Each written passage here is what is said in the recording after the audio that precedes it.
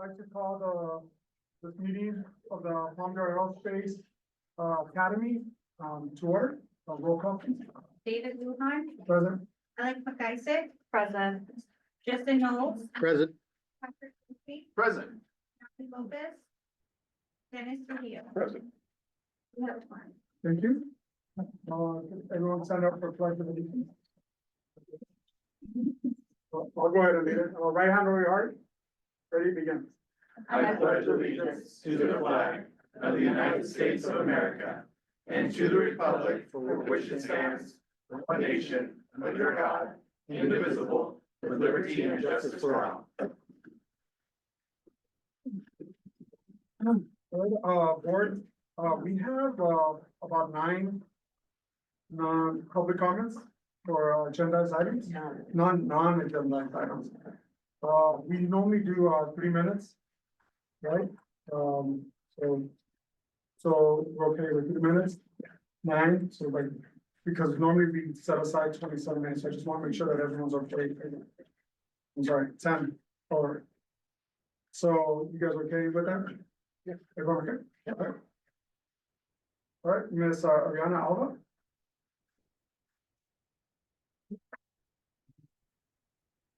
So we have to be, you have to just, stop when the 3 minutes is up, okay? Because it's so many. Thank you. All right. Hello, I'm sorry. Please record that, Ms. Lopez, just a minute. yes. Thank you. Good afternoon, board members. We are here to represent the 8th grade class of 2029. We believe that we should get our grad night tickets for cheaper or even for free. There are many reasons as to why we should, and one of many is we earned the spot to go. All 8th grade worked really hard to get A's or even C's, which is past it. We all understand that we are going to need to pay, but we worked really hard for these outrageous prices. It's an experience that we deserve, and also last year, this class of 2029, we got the highest score on our CAPS test. We should get rewarded with something we worked so hard to get with the grades we have now. We understand, we understand that we're gonna need to pay for some certain prices, but it's very unfair and unjustified that we have to, sorry. You're doing great. We did better than the class of 2028, and yet they got the grad night for free. I'm so sorry if this is disrespectful or unfair to me and all the other students. We almost got our trip lost and taken from by the 7th graders and all their flights. Why do we have to constantly pay for the actions? Mr. Langford said that we are the role models for them, and if we're so good, then why can't we get rewarded for it? We shouldn't have to feel threatened because of a once in a lifetime experience that you guys said was a reward. I'm speaking on behalf of all the kids who deserve to go, but can't. Why? Because these prices are so high. Many children, and not just 8th grade, but in general, cannot pay for these ridiculous prices just for a bus. The buses and transportation fee is more expensive than the ticket itself. It's an unprecedented situation. Middle schoolers have never been asked to pay this much money for a grad night ticket, especially since we must cover the bus fees ourselves. Since most of our dances and events have been canceled, the last dance we've had is in September, which was 5 months ago. The only field trips we get are from Avid, and they're free. The only reason why people usually join Avid is for the free field trips to Six Flags and colleges. The only reason why people usually join Avid is because of the free field trips, and yes, Avid does deserve to go, and I'm speaking on behalf of an Avid student. The reason why they deserve to go, which is us. We deserve to go to this retreat because we honestly do work for it. I believe that as an Avid student that we deserve to get this retreat for free, which is the grad night retreat. We did way better than last year's class. Please take my words into consideration. Thank you for your attention. Thank you. Name is Bianca Rivas. Ms. Rivas, you have 3 minutes. Whenever you're ready. Hello board, my name is Bianca Rivas and I am an 8th grader here to discuss the Universal Student Trip. I want to highlight our achievements of our ranking of our classmates. In California, we are ranked 945 out of the 2,803 public middle schools. We are ranked 349 out of the 1,334 charter schools in California. And we are ranked 3,403 out of the 115,171 schools nationally in the parent country. Now, you may be wondering, what does this have to do with Universal Studios True? These rankings aren't just numbers, but they are a direct reflection of the dedication, hard work, and academic excellence of the students at this school. Last year, us as seventh graders, we achieved some of the highest scores, which has benefited the school financially. High test scores means more funding for the school, and our hard work plays a huge role in it. This is what led today. This trip is meant to be a reward, a recognition of our academic success and good behavior and leadership. Our eighth grade class has worked hard to uphold these values. We have gotten into a lack of fights, and even eighth graders have stepped in to stop fights. We are expected to be the role models of the school. Coming from a web student, I could say that most of us have. Even now, we are practicing for CAS and to continue these good stories, to continue with the good scores, working hard to maintain them and to improve our school. If our tests continue to provide funding to the school, shouldn't some of the funding get put into a portion of our trip? We are continuing to contribute to the school success, making sure that the funding in the school is strong. This is a reward for all the hard work we put in. We are simply asking that our efforts are acknowledged. We aren't asking for anything unreasonable. We are asking that you help pay for our buses for a little cost. We are asking to support that reflects the work we have put in. We are committed to academic excellence. Many of us are committed to being leaders, like I am a leader. Now, we are asking that the hard work is acknowledged. We hope you will consider this and find a way to make this more affordable for the students who have helped the school grow and succeed. Thank you for your consideration. Thank you. Ms. Camila Barragan.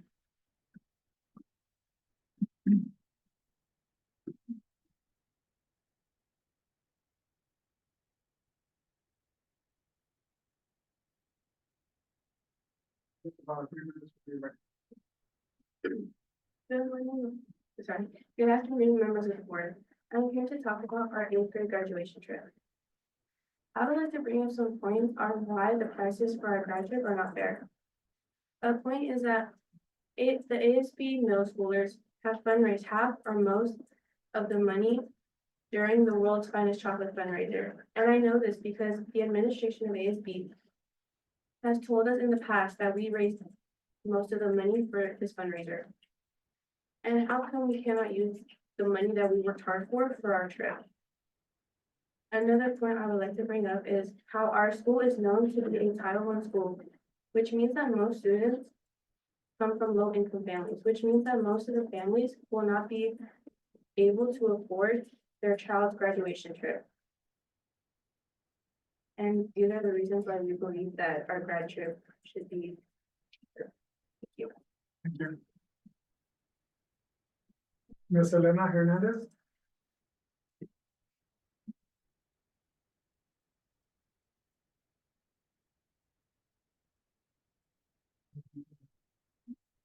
Good evening, board members. My name is Elena Hernandez, and I'm currently an eighth grader here at TPAA.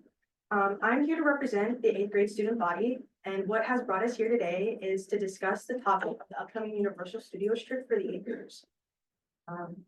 I'd like to talk about the fees that are required for the trip. I'd also like to bring up the fact that we as middle schoolers are supposed to meet the same standards as high school. Why do I bring this up? Why do I bring this topic up? I bring this up because as eighth graders, we often feel that it is unfair to be held at the same academic standards as standards as the high schoolers. The gap between us and them is significant in multiple ways. For one, both graders do in fact have far more resources than we do. Whether it's money or trips, they do have an advantage, given the fact that they could get jobs. Yet despite these differences, we are still expected to meet the same standards and perform at the same level. This creates a feeling of unfairness towards the eighth graders. Additionally, speaking to the unfairness of these students, our school is a Title I school, meaning we serve a higher percentage of low-income students and face significant challenges with costs and limited funding and resources. Many schools in and around Palmdale, as well as across California, receive significantly more funding than ours. The schools we are referring to are much wealthier than us, considering that the majority of the students who attend these schools come from families with more financial stability and privileges. Despite these advantages that the students have, they and their districts pay the same amount for things like their 8th grade graduation night trips as we do. I see this as a little unfair, that we as students from less privileged backgrounds are expected to pay the same amount as those who have far more financial support, hence the 12th graders. Ultimately, we have learned that the school is able to cover the financial cost of the trip. Thank you for your time. Thank you. Mr. Sebastian Rivas.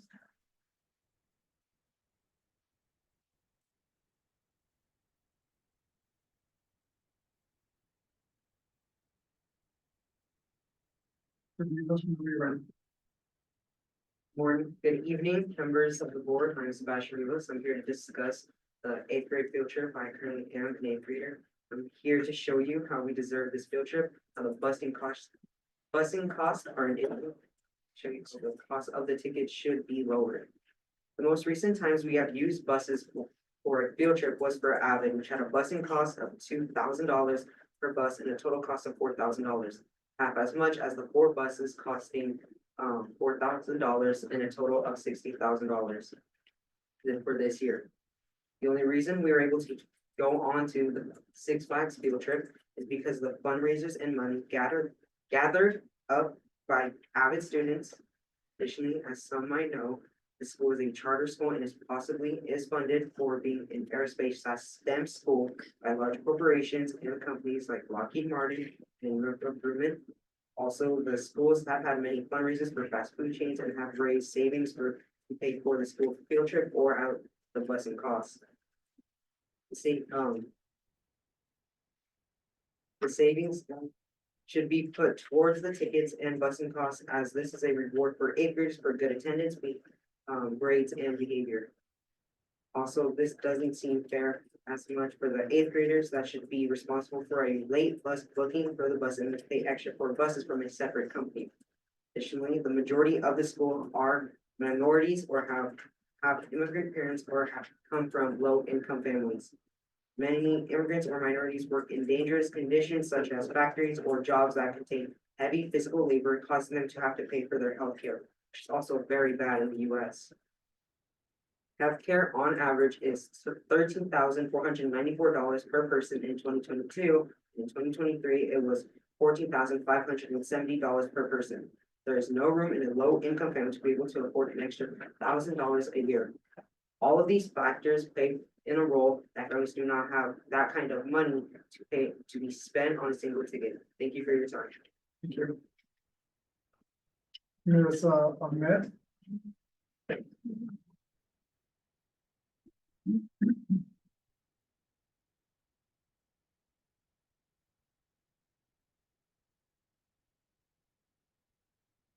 Hello, everyone, board members, supporters. My name is Rakaya Ahmed.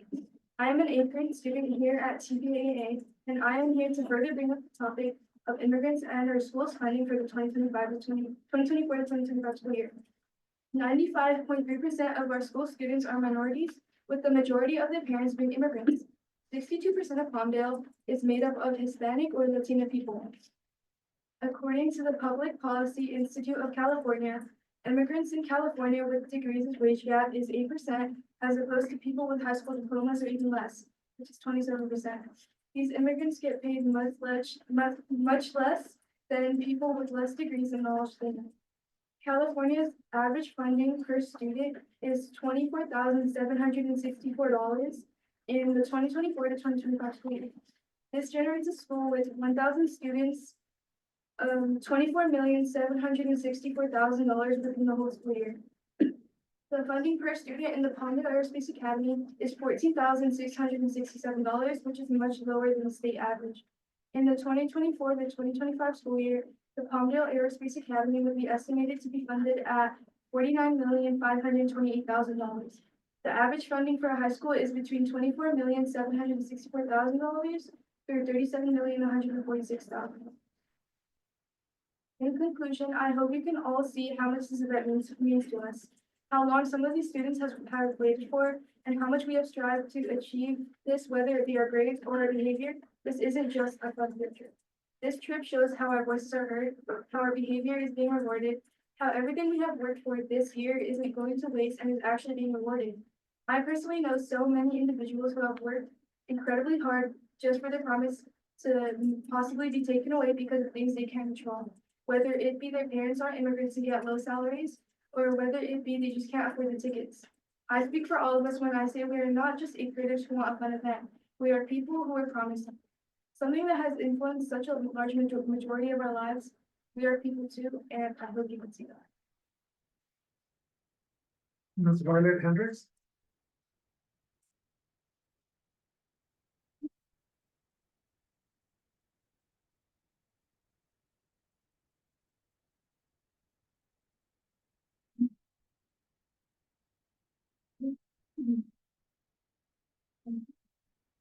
Good afternoon, members of the TPAA board. My name is Bella Hendricks. Bella Hendricks, and I'm from behalf of many of the eighth grade students to discuss the changing price of the eighth grade promotion. We are aware of the emergency Olympic has been outlined tonight, but without any solid information, we would still like to discuss their concerns. Mr. Linford originally told us we could put on $150, and after we voted which day we would like the trip to be, we were then told that the trip would be around $160 instead. We were annoyed because a lot of students were very excited about this trip, and after the change in price became disappointed that they could no longer afford to go. At our grade and age, we are not capable of getting a job, therefore we are not able to raise money for ourselves. Not only that, but the majority of families at our school are below the poverty line. This year's middle school overall, 6th, 7th, and 8th graders have not had an event just for them. The only one that we have been capable of attending was the Goosebumps Halloween event and Bond event, which were available to both middle and high school students. 8th graders all around the school this year have helped raise money for this week. For example, our school's ASB store our student store has raised a lot of money with the help of middle schoolers in both the ASB as well as the middle schoolers in both ASB as well as Avid contributed a lot of money by helping with the topic box fundraisers in both semester 1 and semester 2. And even with the smaller things like the Halloween and Valentine's grants, many graders have helped sell those to raise money for the school. We the graders did not spend any of that money, but we did help raise it.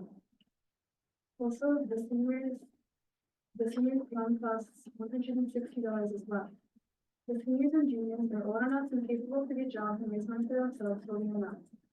Prom costs our school so much money for buses, decorations, venues, and so much more. Why should it cost students around the same price for this trip when it would cost the school much less and we are less capable of getting of our own money compared to juniors and seniors? Majority of school graduation trips in the Plumville School District, kids that either go for free or solely paying for their ticket for their going. Usually the schools pay for their buses. The school that fits this example is David G. Middle School.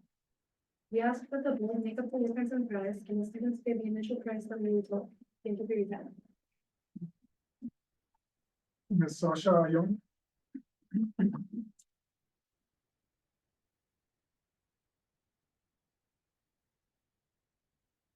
Good evening, members of our school board. My name is Sasha Ayla, and I am on behalf of the eighth grade students that I would like to continue the conversation of my peers, especially Violet Hendricks, about the graduation night at Universal Studios for the class of 2029. Some major points I would like to start is at our student behavior, our scores, the requirements, and about the previous class's performance for eighth grade. First, I would like to speak about our behavior as students at TPAA. There had been many fights at the middle school site for the past year, and it disturbs me, and it disturbs all of us most when we see crowds of children run amok just to film or even see a single fist being thrown at a fight. However, the eighth grade class at the academy is not the majority of the fights. Having not gotten into as much trouble as they were expected this year, very few of them got into the fights. You know why? It's because they resolve it by talking to a teacher, a school counselor, or they talk among each other peacefully. To the second point, the student test scores. It is to my knowledge that we have the highest test scores in the Antelope Valley. We worked courageously, closely to improve this, not just for the title, but for the benefit of gaining information so that we learn for the future as well. Then there are the requirements. Difficult as they are, students are trying their best to be able to go to the event. From having a high GPA to not being targeted to any of their classes, those things are difficult to manage with everyday life, such as after-school activities or unavailability with sources at home. But the price being much higher than promised, most students who tried not just for this event, but for the year had been crushed to even get a ticket. Now, onto my final point of the speech, the previous eighth grade class. As great as last year's eighth graders are, this year's eighth graders' test scores as well as the behavior have improved greatly. Our class has improved more than previous years, so I beg the question, why must we pay more if we are getting the same experience as last year, essentially? That being said, we ask that it would help us lower down the price of the bus ticket or remove that part of the bill entirely, please. It would be great if students who worked hard got their reward they deserve for their great efforts. Thank you for listening and hope this board meeting goes well. Thank you. Ms. Paulina Rodriguez? Ms. Paulina Rodriguez?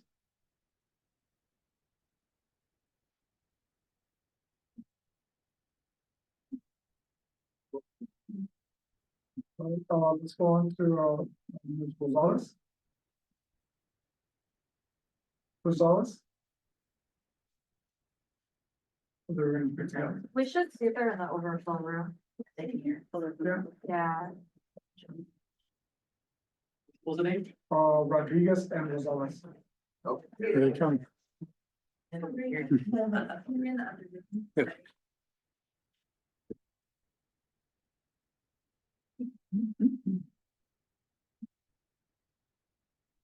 Okay, good afternoon, members of the board. My name is Paulina Rodriguez. And I'm Natalia Gonzalez. And we are part of the added curriculum here at TPAA. And we are here to discuss the importance of your acceptance and support of our academic activities, specifically our upcoming road trip. To give you some context, we will be taking a 4-day road trip to San Francisco, visiting local universities to inspire our upperclassmen and our lowerclassmen to motivate and just kind of get them to pursue their own dream careers at these universities. Beyond creating a memorable experience for not only us as seniors, but also for the juniors as well, we want to spend like our final years in AVIX to serve as a valuable tool in prepping us and kind of creating a sort of guiding pathway for our future. This trip will not only allow us to explore and expand our perspectives, especially regarding universities, but also help us connect with one another and gain insight into the lifestyles of students at these institutions. Overall, form a support system that extends beyond the high school. And another important reason for this trip is to prepare us for college. Students will find it easier to familiarize themselves with the college campuses and academic expectations, helping them feel more prepared for their transition to higher education. And as someone who's going to go into college sometime, I would really like to look at the options that I have, especially here local to California. And I really want to pursue something in terms of university or just higher education. And it also promotes personal growth and independence in traveling with someone that our students enrolled in our social circle so we can collaborate more with one another. It also helps students develop important life skills such as time management, problem solving, and adaptability. We also fundraise for our own trip as well. So I kind of feel like we kind of deserve to be going on this trip with the money that we were able to fundraise for ourselves and spend it wisely in terms of creating this kind of memorable experience, especially for our last year. That's thank you. Thank you. Mr. Langford?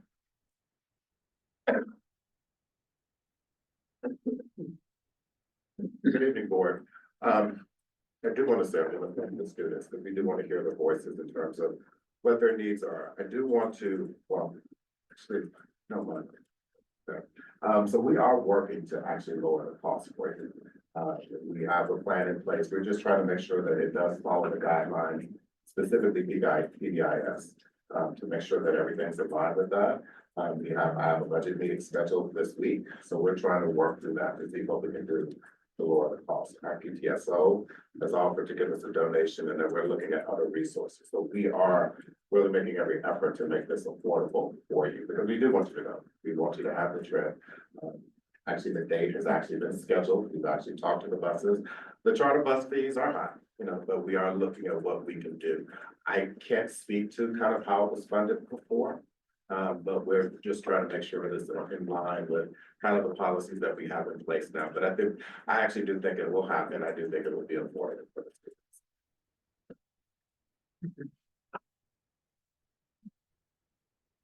That concludes our, common parts, reports, special education. Mr. Ray? So, Oh, I'm sorry. No, that was it? Okay, public comments concerning agendized items. We got Mr. Daniel Luis.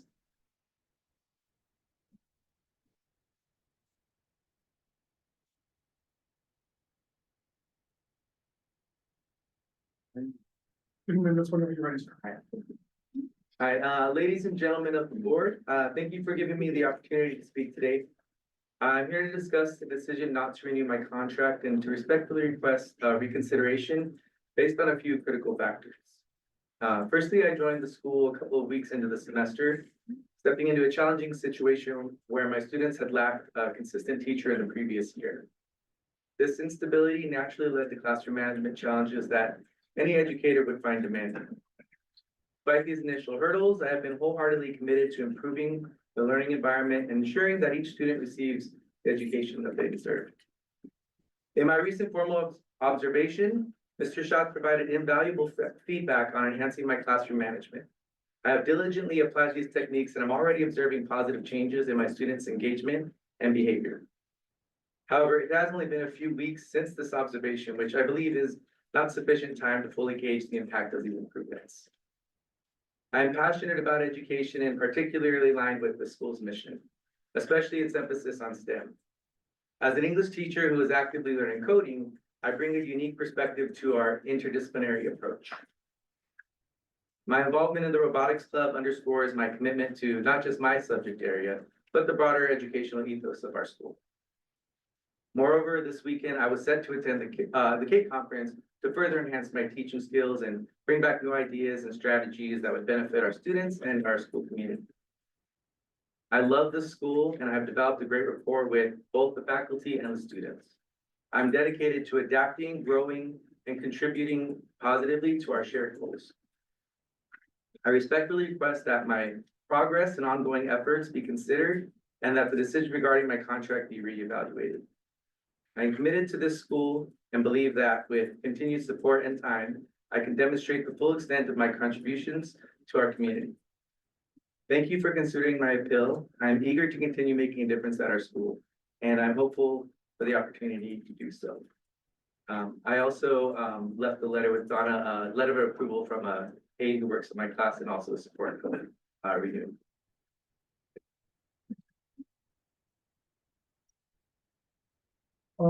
Ms. Jacob?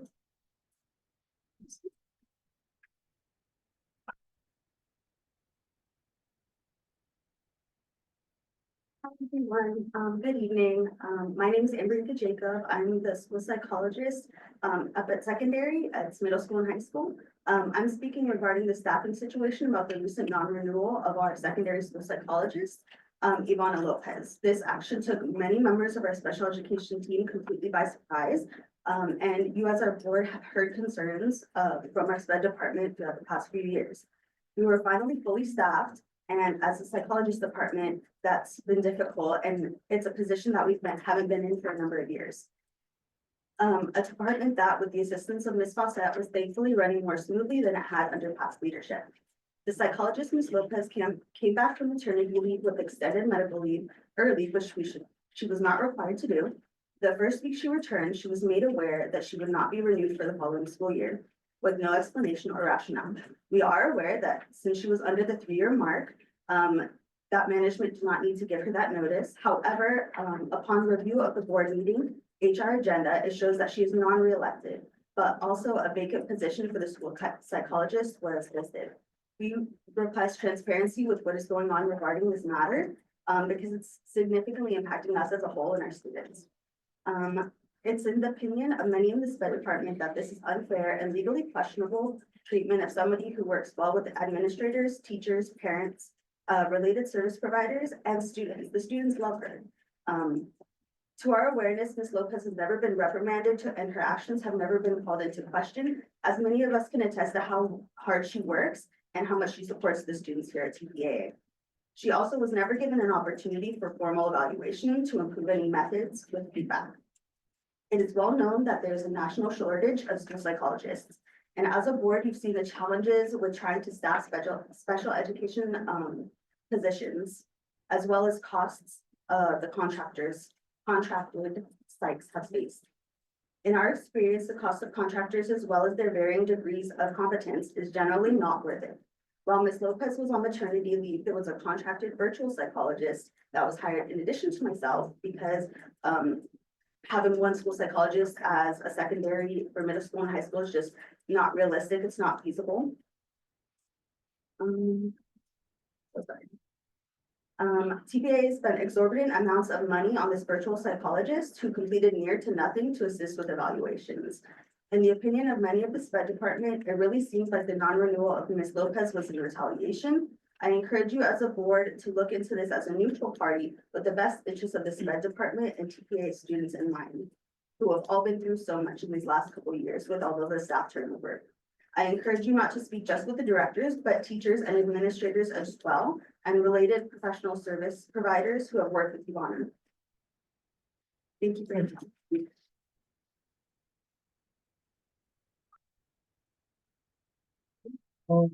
Reports.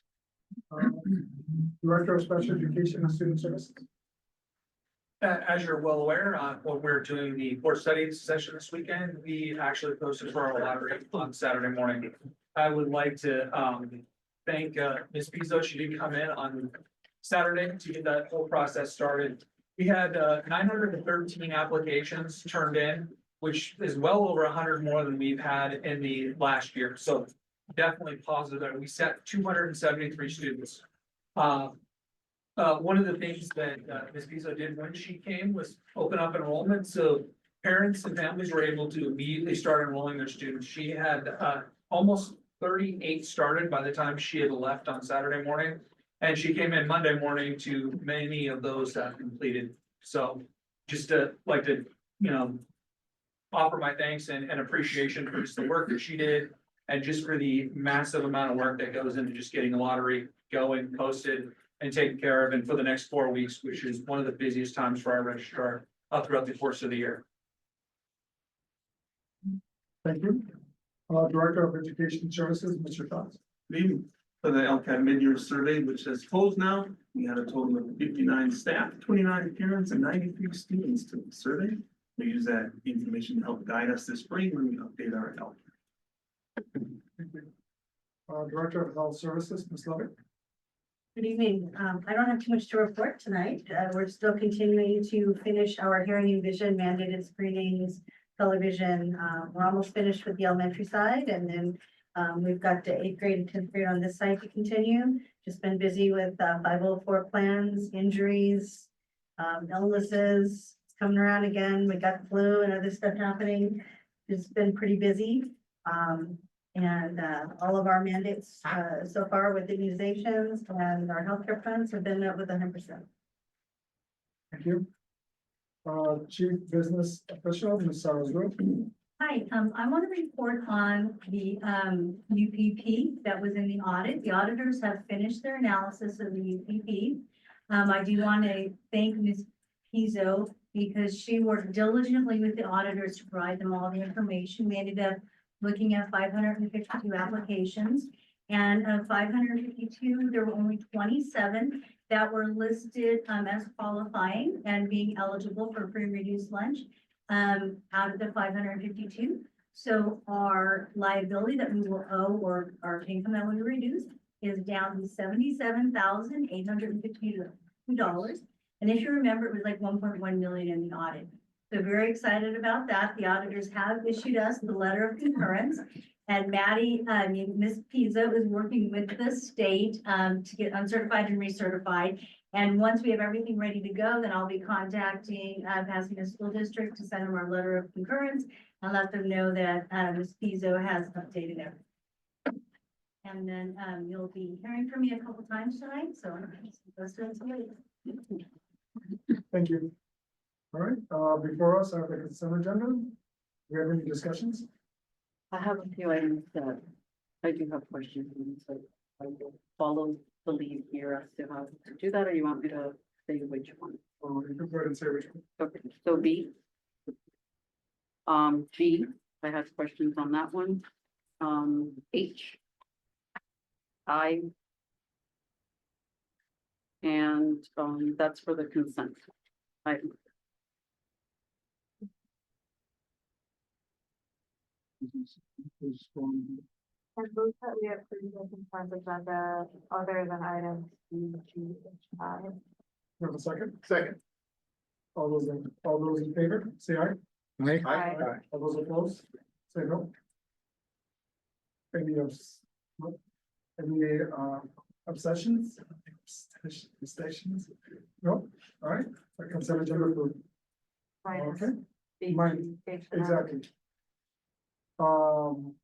Square, So on B, I just, since it doesn't have an update like a staff report, I know it's an agreement and I believe we had this item presented to us previously, but in essence of the agenda being a public document, if people had not watched that meeting, it's, what are we approving here? I think a little bit of an update would help because it's already signed.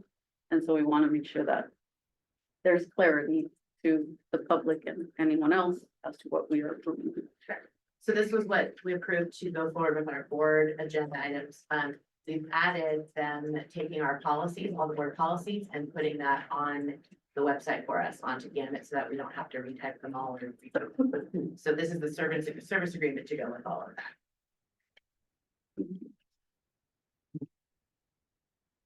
Move on to the next one.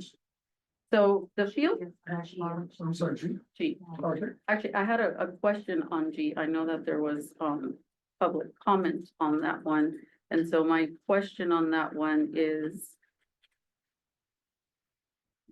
Over here.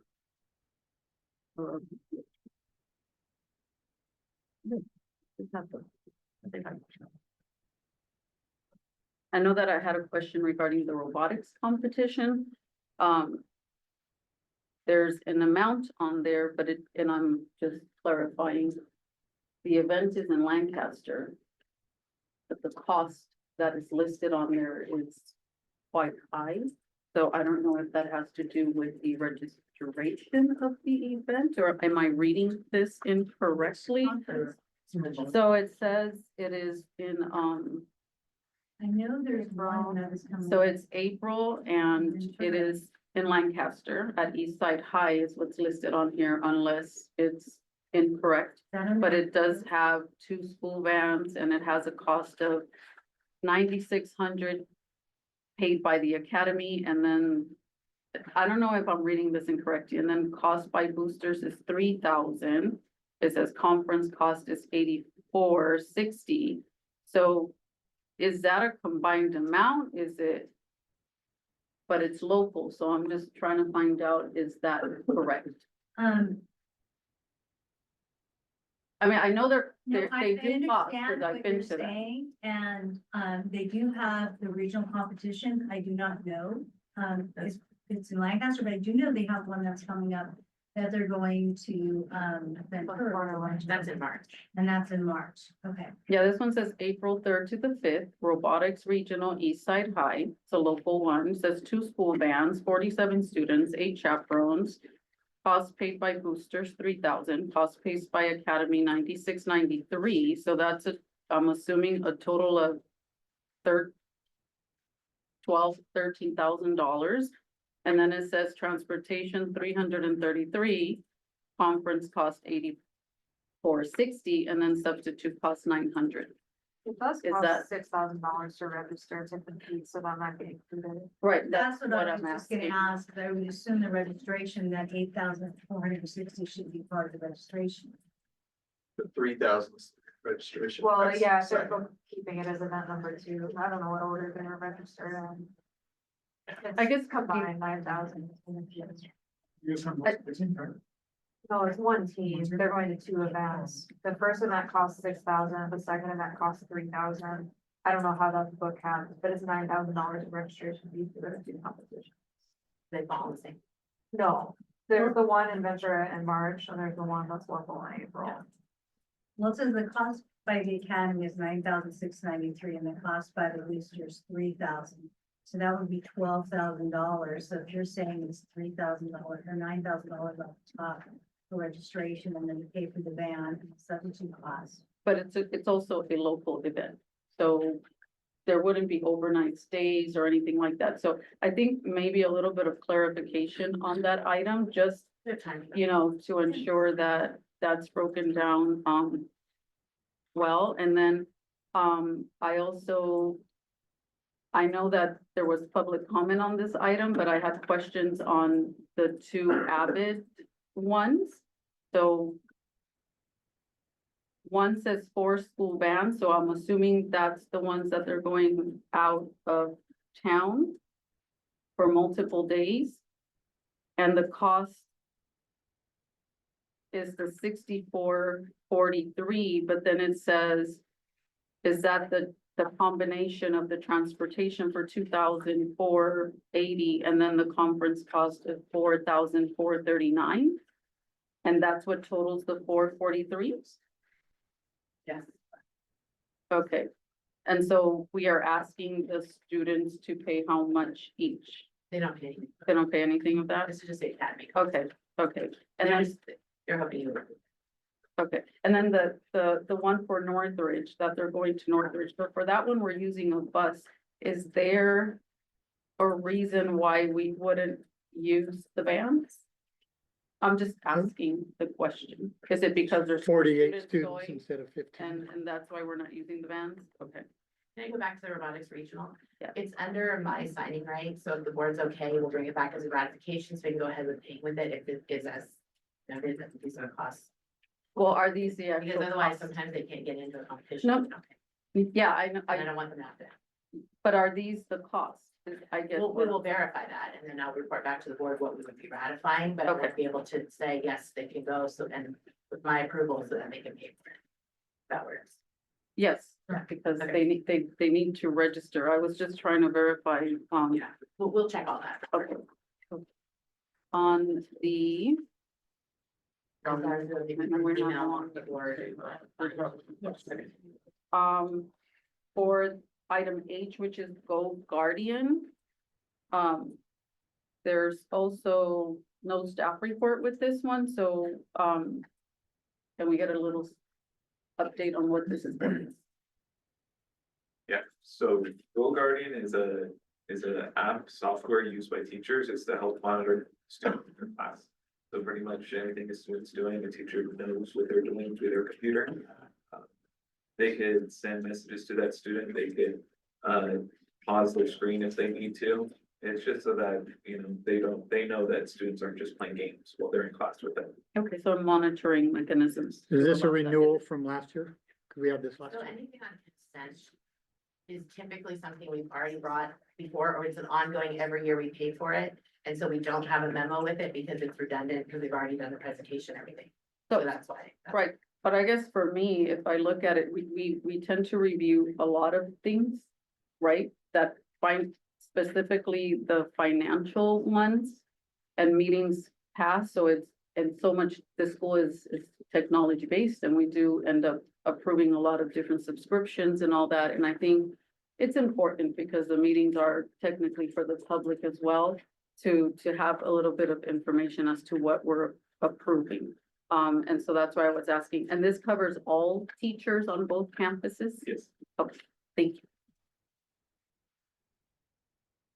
And then the next one, I know that the next one, I do have questions on this one, however, I just wanted to. I know that some of the discussions for personnel are, you know. Could be subject to closed session, et cetera, so I think I would like to, not at this meeting, but at a next one. Or before the next one, maybe discuss how. What this report's purpose is that we are approving, right? Because it doesn't really contain any detailed information, so we are approving things, and I know we don't need to get into the weeds about personnel things. But I think it's important as a board to understand some of the things that we are approving on here, right? Because we don't have all the details. And so I was just, So every year before March 15th, we need to notice teachers of being non-reelected if they fall into that category. And because we're not holding a March 11th meeting, we have to do it this meeting in order to be in compliance. We're not allowed to speak about actual personnel, and obviously, so that's why all you see is who we as an administrative team are recommending for non-reelection, and the board ratifies our. okay. Can we move some of those discussions to closed Yes, session? you Then, can, yeah, if there's a specific part, yeah, we can talk in about light it. of, Uh-huh. yeah. And this is, you can, I mean, I can obtain additional information later, but I also. I have a question as to why some have names attached to it and some have. Numbers, employee numbers attached to it, right? And so and that's something that we can address later too, but We can explain. personnel is, you know. And then it's out there and. Okay. And then, that's it for now. Can I get a motion? So do we need to move to approve items B, G, and H on the consent and discuss item H or I in closed session? Aye. So, do you wanna make the motion? So that move to approve items B, G, and H of the consent agenda and to discuss.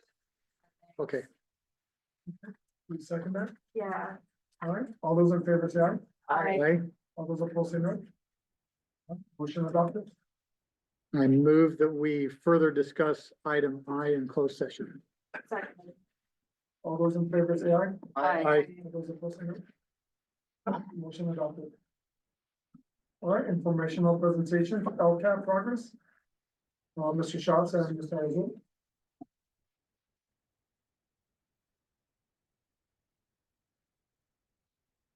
Good sharing.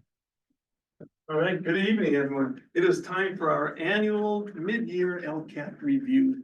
The moment you've all been waiting for since we went over this earlier in the year, the original LCAP. But it's a progress report to see how we're doing as the year goes on.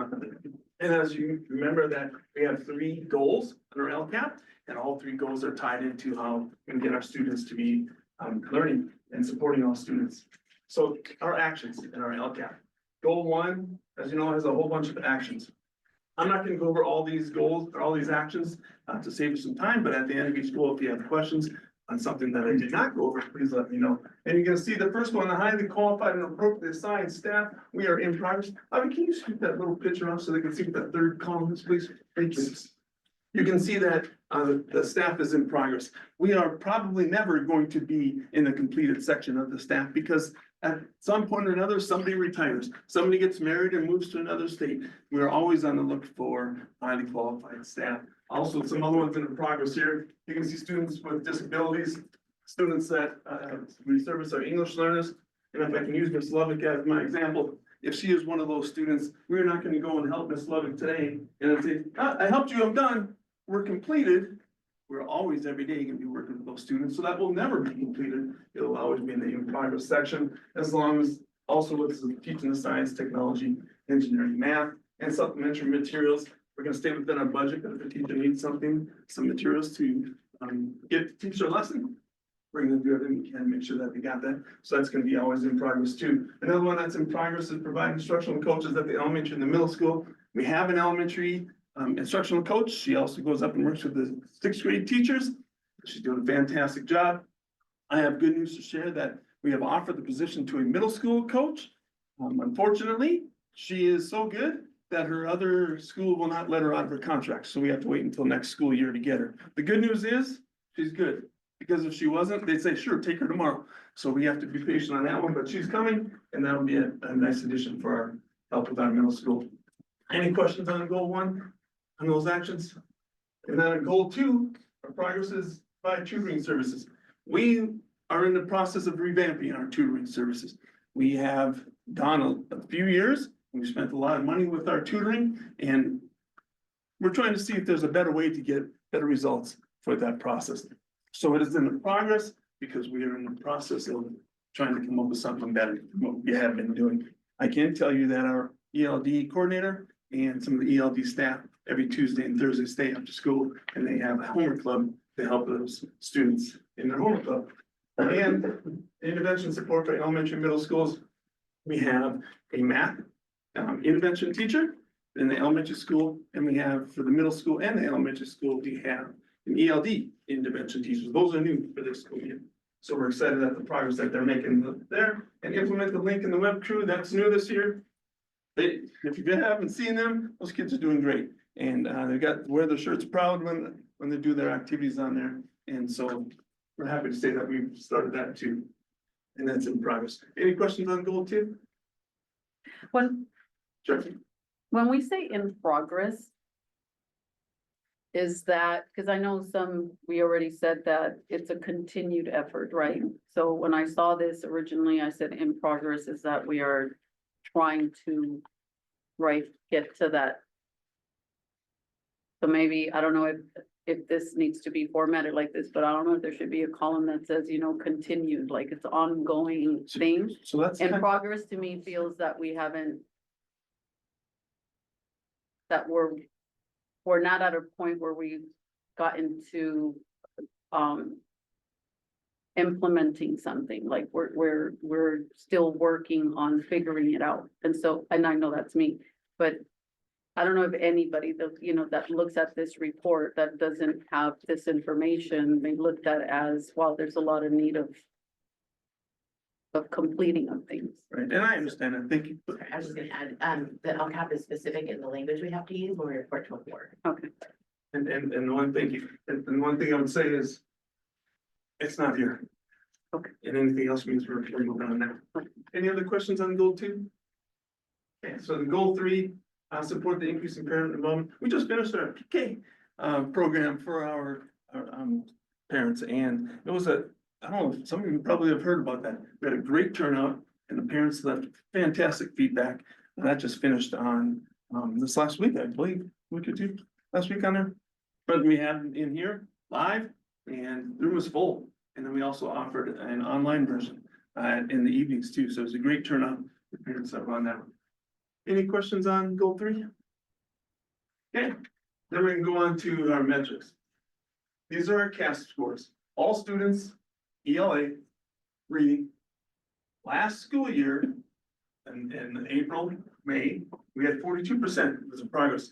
Third grade through 8th grade and 11th grade students. We had a 42% was our scores. The year before, we were at 54. We dropped a little bit. We'll talk about that in a little bit. The highlighted ones are the subgroups that made an increase in our ELA scores. The math scores, all students, we rose a little bit, up to 20%. And you can see the subgroups that rose also. I can tell you, they're not great, and we're not happy with those scores. But the good news is, we are higher than most of the districts and schools in the Antelope Valley.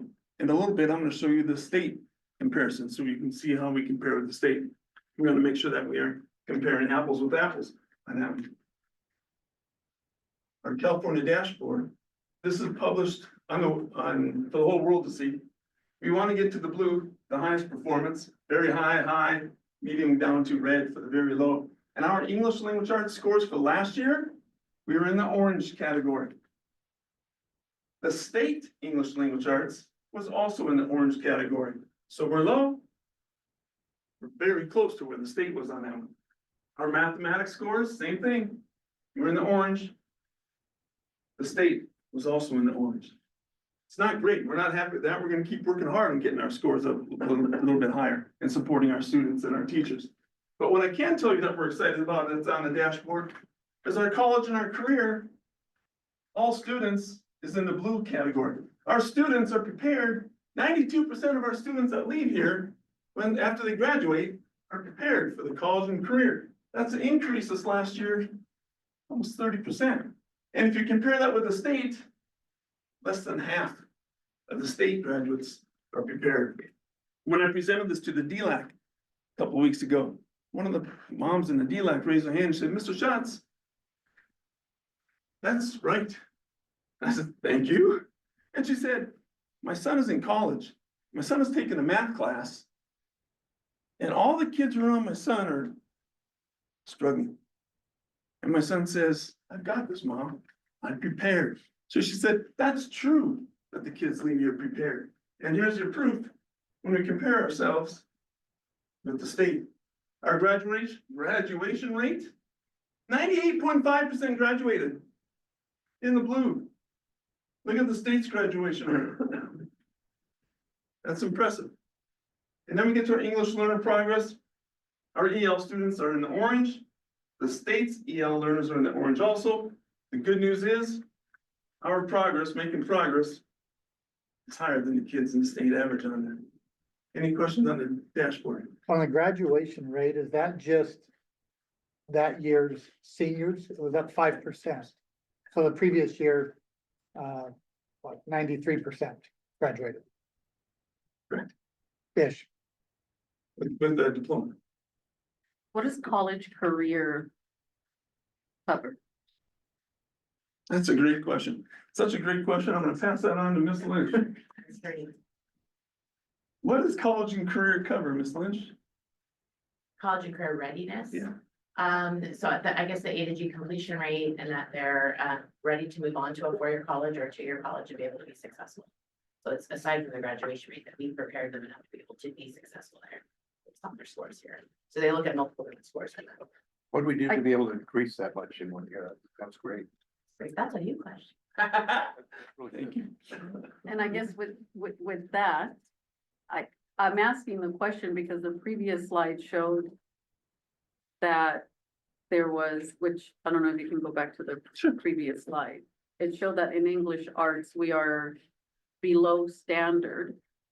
So I was asking, how do we then determine that they're prepared for college? Is this based on like average or?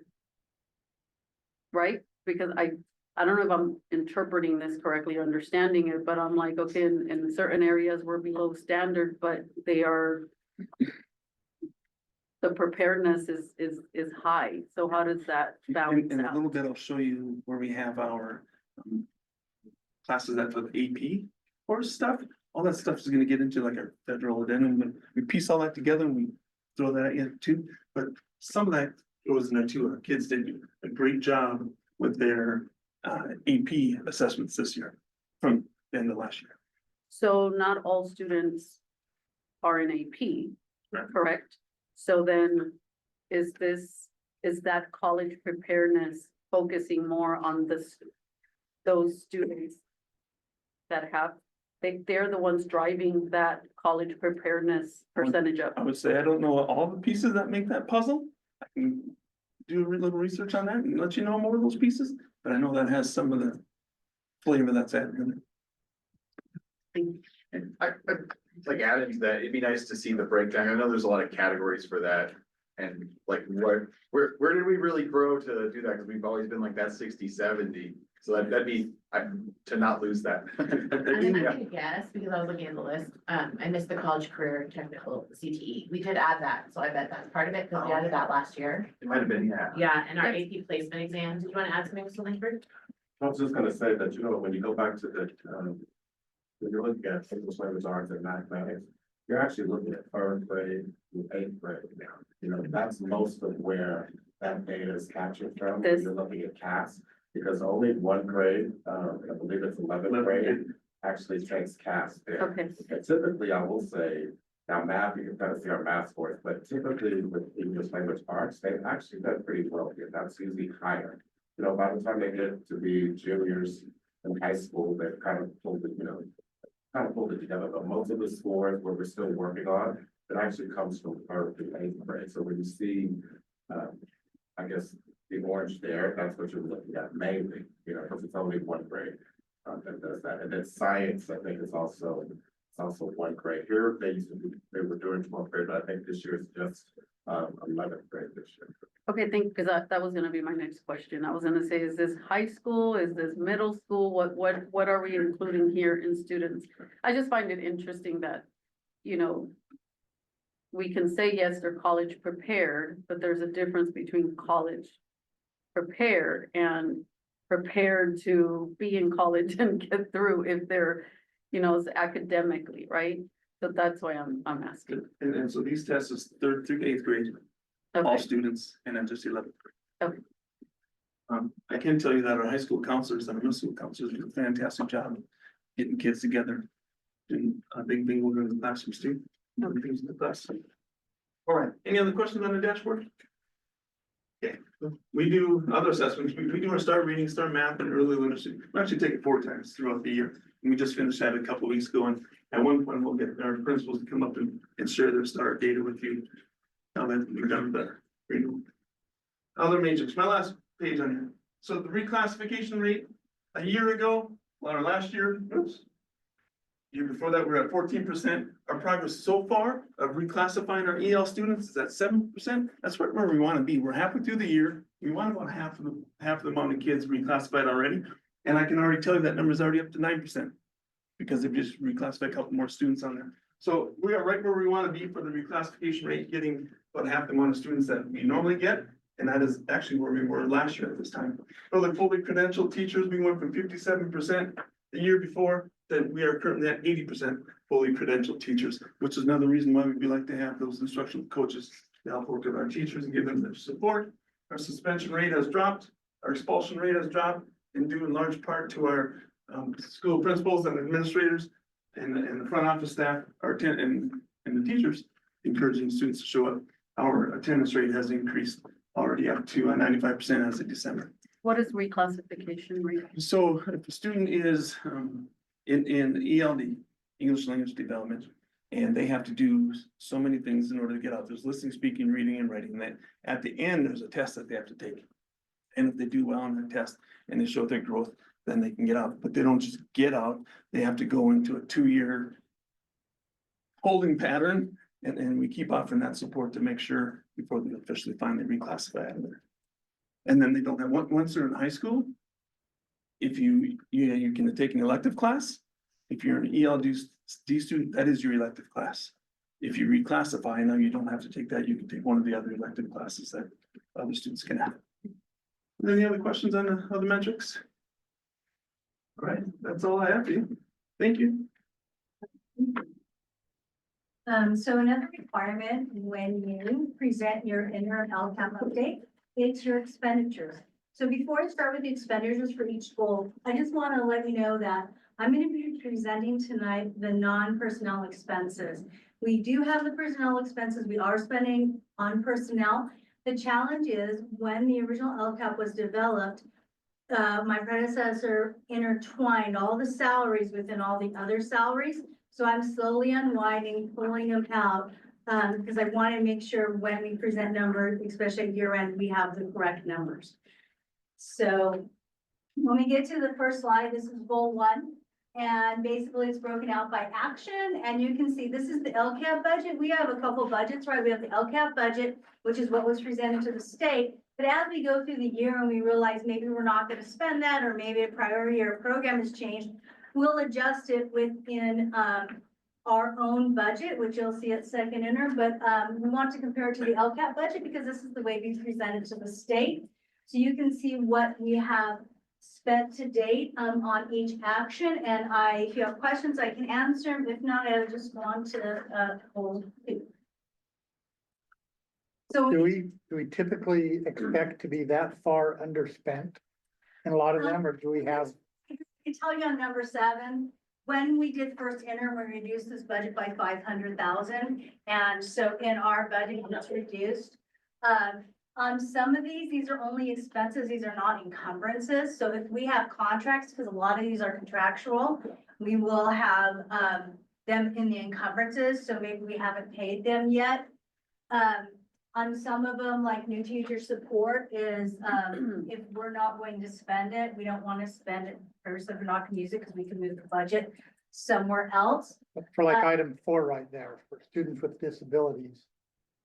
There, So there's so what the LCAP budget shows is what we budgeted for the year, but the expenses are only the non-personnel. There's a lot of Oh. personnel okay, in 4 and 5 on this slide. And I can also tell you the reason that expense number is, like I said, there's not contract encumbrances in here, but when we went through second interim, we are reducing contracts. So, I think what I can do next time is I can show you the LCAP budget and then the budget that we actually are out for second interim, so you can see the variances there.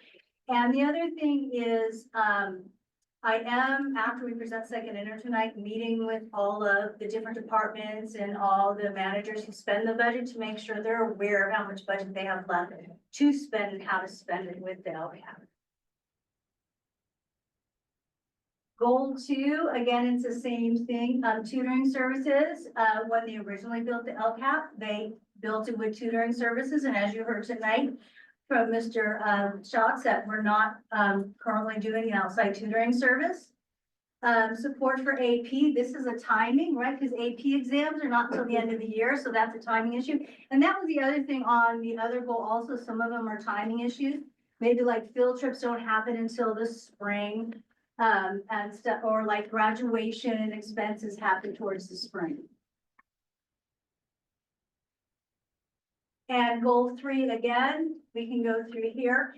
This one, business services, this is an accounting change. So that originally included the $5.4 million that we paid for the lease bond, and principal.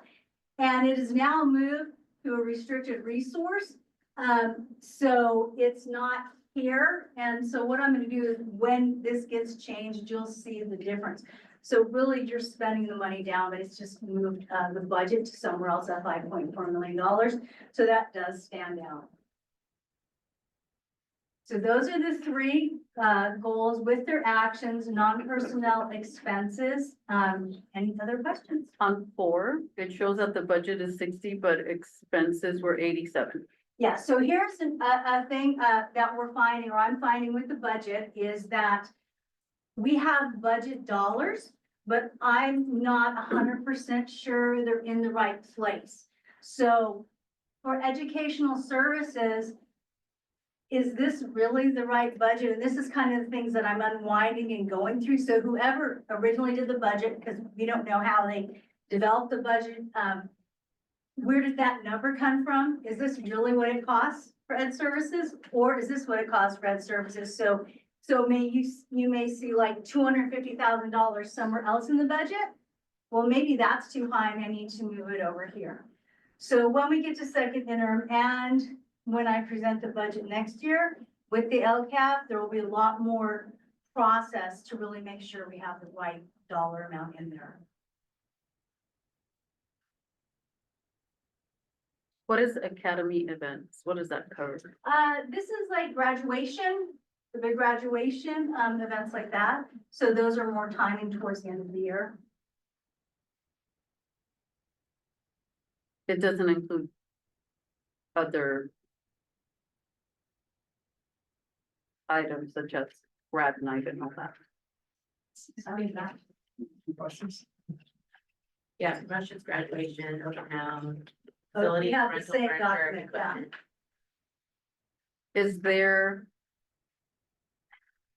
any specific things, extracurricular stuff for the kids and all that that cannot be charged to any of this budget or allocated out of this budget or? Budget here, extracurricular opportunities. can you go back a page? I think I saw another one that. One more, It's okay. So we're here for it. AVID would have some activities in it. Robotics has their budget. Right, and the reason robotics, you can see, hasn't been spent to date, even though it's being spent now, Their competitions don't start until the second semester. In January is when they get their game and they really start ramping it up. So I can tell you, this is a January 31st and the last couple weeks in February, or weeks in February, they've spent a lot of money in robotics. So again, that's a timing one. Does that cover? Cause I know years ago when robotics started, a lot of fundraising was done by the parents and the parents paid towards the travel of the kids. I know with the years, more funding has been put towards it, but does that 150 cover only the robotics expenses as to their registrations, et cetera, or does it also cover for the kids' expense to go to the competition? And that, my understanding is they do have the booster club that does pay for stuff. And then they do have this piece of the robotics. So I am not 100% sure, but I will find out and I will get back to you on that. Because the $150,000 is whatever they spent, I'm guessing from last year, less what the booster club provided them, but I'm not 100% sure. So it's costing more than $150,000 for them to be covered in all their competitions for the game? Building the robots. This pays for building the robots. So building the, I guess we don't need to get into the weeds here, but building the robot, they get grants and stuff sometimes towards that. And there's a cap amount that they can use to build the robot. So I guess where I'm coming from is any which way that, and I know I'm a sole vote here on this board, but there's programs here that are essential, right? To some of the kids that contribute to a lot of their development into that career readiness and the future and kind of helping them align where they're gonna go in goals and careers, robotics, and other things that take place here. So I would like a little bit more detail as to what exactly that 150 covers. And I'm sure. And I think that's kind of what I was alluding to before, is these budgets were developed last May. Okay. And we don't really have any history to know where the number came from. Okay. There's no like, well, this was historical, this was this. So that's why I'm saying, like, this is a budget, they do have funding. We would never say, we don't have enough funding for you to do this, because you can see there's some line items that we can pull through. And it's a process that it's gonna take me a little bit more time to really pull out what is in each number, what do they really need for robotics or for any other activity. Yeah, all of them. And keep in mind, the budget is stable because it was approved last spring, but the LCAP itself is a living document that is not a Bible, and it doesn't stay stagnant. And so you constantly revise it. So in the spring, we'll be looking at our new budget that Ms. Arzua will have more accurate numbers on. And we'll say, oh, wow, we need to beef up robotics, or we need to decrease here. So that's part of the process. Okay. And the LCAP that you all approve will have all the expenditures or all the items in it, so you see what we're approving. And So this approves the whole program for robotics, as is in the LCAP. That doesn't mean that other sources can't also fund. Got it. And with the LCAP itself, my goal going forward with the LCAP is to renumber the whole system to get everything in the right place. So when I report to you, we accurately can see what is the true budget, what are the true expenses. Okay. Because we don't want to have to revise it so much during the year. And that is all we have. Any more questions? And tonight we're not approving anything on this No, item. not approving it, Okay. it's just that it will be Okay. shared. Okay. First read in the current study, Mr. Wright. So, one of the things that came out of reauthorization was, part of our ability to start, using independent study as more than just a COVID recovery of a student who's out for COVID. So one of the things that we did was actually go back and look at our independent study, look at our abilities to actually use that to recover ADA. You also see the fact that the master contract or the master agreement has changed as well. And that will be the form that we use going forward. There were also a couple of legal changes that went into play as well. And it was timely that reauthorization came up at the same time to also look at this policy as well. One of those is the fact that we can now, recover independent study for up to just 1 day. Used to be a minimum of, 3 to 5 days in order to start an independent study contract. Now, if a student misses a day, we can actually, get into the master agreement, give them the work that's required, they can turn that work back into us. And that master contract doesn't have to be signed prior to them actually doing it, it can be signed at any point through the course of the rest of the year. And so that will be helpful as we continue to look to rescue ADA. It also used to be 14 days or fewer when it came to the ability to do, independent study. That has been extended to 16 days. So it allows us just a little more flexibility as we move forward. And as we've talked a little bit about how we may potentially use, what would be long-term independent study. And we had as that was authorized in our charter as well. What does that mean for us when we have students that may need to be out for extended time for help? If there's a health concern, that we may be able to address that. If we have certain issues, a student where we know that they're going to miss time. We've had several who have had to leave the country for an extended period because of illness of a family member. And so this allows us to actually start doing some of those things, so we're not losing 30 days of ADA on a student. Now we'll be able to actually recoup some of those. And so this policy reflects our ability to do that and some of the changes that we will put into place, if approved. So this allows for up to 1 school year, correct? Is what I read. Yes, it does. So you can, and that's the long-term independent study portion. Yeah, it allows us to do 1 calendar year's worth of, independent study, although it's done in half-year segments, because we also have to have a re-engagement strategy for a student that we may have to put on that. So, I don't see us at least actively doing a long-term independent study program. We haven't looked at what that would be. We haven't negotiated, obviously, with our teachers. But at this point, we're looking at what can we do for those students who we know. We've had a number who have either we've had to have them unenroll and go through another independent non-C-based charter, or we could have supported that ourselves and then have them come back to us after that, surgery took place or an extended illness took place. So. And are you going to pull up the agreement, or I saw that, is that just a sample because it's in another school district? It is a sample, it's a yes. Okay. And in fact, I may have sent you the not the one I want to use, 'cause I have a completed one. The one that's linked so specific elementary. Yeah, and that's not the one that should have been linked. Yeah, there's a different one that I created myself. And also the student agreement, there's 2 agreements here. So there's an agreement that says the Pacific Elementary, which is more detailed, and then there's a additional document in here to be signed, I guess, by the student. Yeah, and neither of those is the correct or right one. Those are the samples I used to create ours, and I have one that's specifically created for us. Okay, so, and I'm assuming the parents will also sign. They this absolutely agreement have since to, they're they minors? absolutely have to sign. Okay, and then I wanted to ask if it was possible, I know we get these on the agenda and I think they're uploaded as PDFs.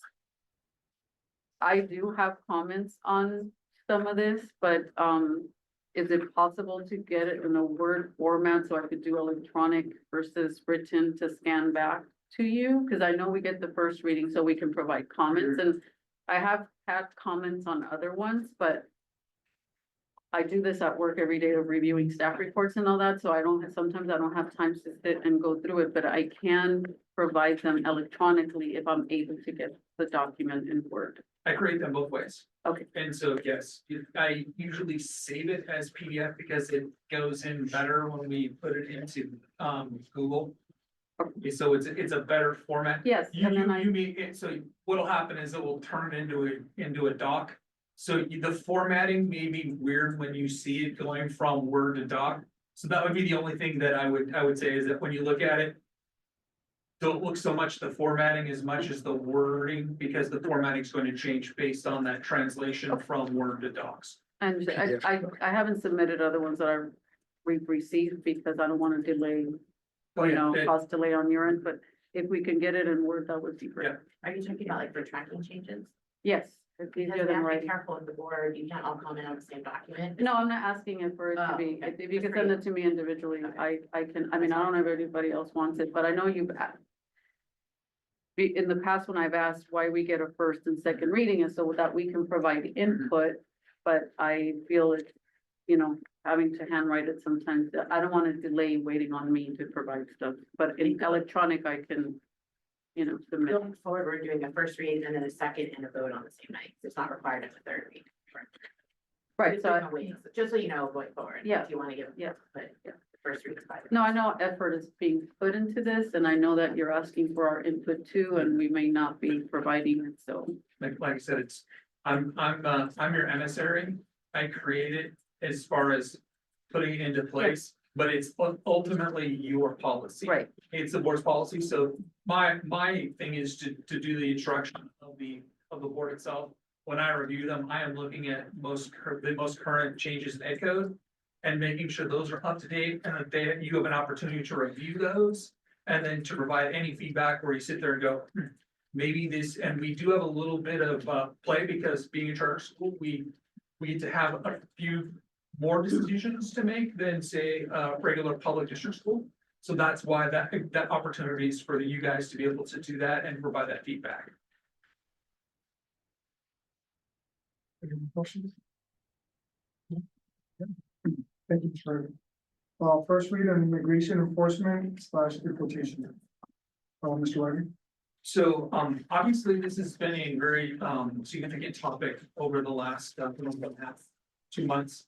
I had the opportunity, late last month to, attend a virtual conference put on by the, Association of California School Administrators, at which the Attorney General from the state of California actually, attended that, did a little bit of Q and A, and then, of course, talked about what the current policy is when it comes to immigration enforcement and the school's role or lack of thereof when it comes to immigration enforcement. I will say that the majority of our previous policy was already in place and was already within the letter of what's expected of us and falls within California state law, and was reinforced by the actual conversation with the Attorney General. The one thing I felt that we really missed was that typically, and this has been very typical of the academy itself, is that administrative regulations were called policies and there was no policy. So what you'll see is there is actually an immigration enforcement policy. We use that policy based on the current education code, and then I used some of the models of the districts that are around us to actually make sure that you're capturing what's being done by the districts around us, but also to make sure that we are within the legal requirements that we have to abide by. So you do see a policy that's completely red line because previously one did not exist. Okay, so yeah, I know these people. Queso is very awesome as well. Queso is awesome. I was 100% agree. It's one of my favorite things. The other piece that I think that was lacking in our previous administrative regulation was if there was a request for records or information, and that was not something that previously had been addressed. So I want to make sure that also was addressed in the administrative regulations. As I said, when it comes to if we were ever to have a someone for immigration enforcement come onto campus, that's already exactly as ed code requires. There really are only 2 circumstances where we would allow anyone to enter campus that would be with a federal warrant. And if there was an exigent circumstance. So those 2 things were already put in place. The other thing that's significant in that policy was the parent permission that's required if someone from immigration enforcement were to come and actually search or interview a student based on civil immigration enforcement. And so I felt it was necessary for those to be placed in there. So it really, it does reflect the current education code. I would say also that based on this and pending your approval, we will do a training with all of our classified staff members when we have our next student free day. And so we will make sure that all of our administrators and all of our classified staff members would be the people who will most likely be the first staff to actually engage if this were to happen.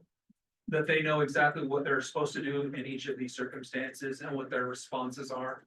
And then, of course, what our, as administrators, what our responses are as well. I will also say that I would like to put some minds at ease. I know that there have been rumors of immigration enforcement on school campuses and this school campus, and that has not been the case. In fact, there hasn't been anything remotely close to that. But I believe that it's important for us to sit there, not only to update our policy, but to also make sure that our staff is trained if in the event that it would happen. Do we vet any of these policy changes through our attorneys, et cetera, before this? I'm just asking, because we do, I feel like almost every meeting, we are updating policies, right? And on some of them, I will admit, I'm not as well versed in some of them. And sometimes we may not be thoroughly reading them because there's multiple of them and at times we have 2 or 3. So what is, and what is protecting the board as well, right? As to when we make these decisions, because we're voting on these, and that it'll also,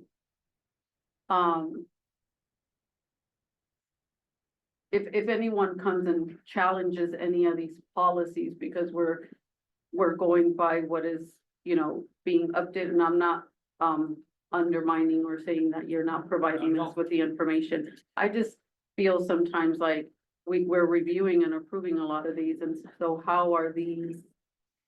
So these aren't just kind of created out of thin air. We go with what CSBA, so the California School Board Association, has these in almost like a template format. And so when you go and you do a search, you can go on to, CSBA's website, they have those. We also have access to charter schools as well. And all of the bare bones of these have already been vetted by attorneys multiple times. So when we bring them to you, they have already been approved, looked at, and basically have the weight of the California School Board Association sitting behind them. So I use them as one of the primary tools. And then what I do is I take the template, I set it, and then I start pulling. I like to use the high school districts. I like to use our authorizers and kind of set those side by side. And so I really have 3 examples to look at. And then often I will go in and I will dig into ed code, especially this one, because it has changed. Since I think it's 2020 or 2018 was the last change to it. But I also make sure that it still continues to fall in line with education code. So when you're looking at this on paper, it's probably the better part of a 4 or 5 days of going back and forth between policies in different school districts, looking at CSBA, looking at the charter organization, and then making sure, one, that school district doesn't necessarily always fit the charter school environment. So we have to make sure that is what fits for us, and that's works in the practice that we have under the requirements that we have in under ed code.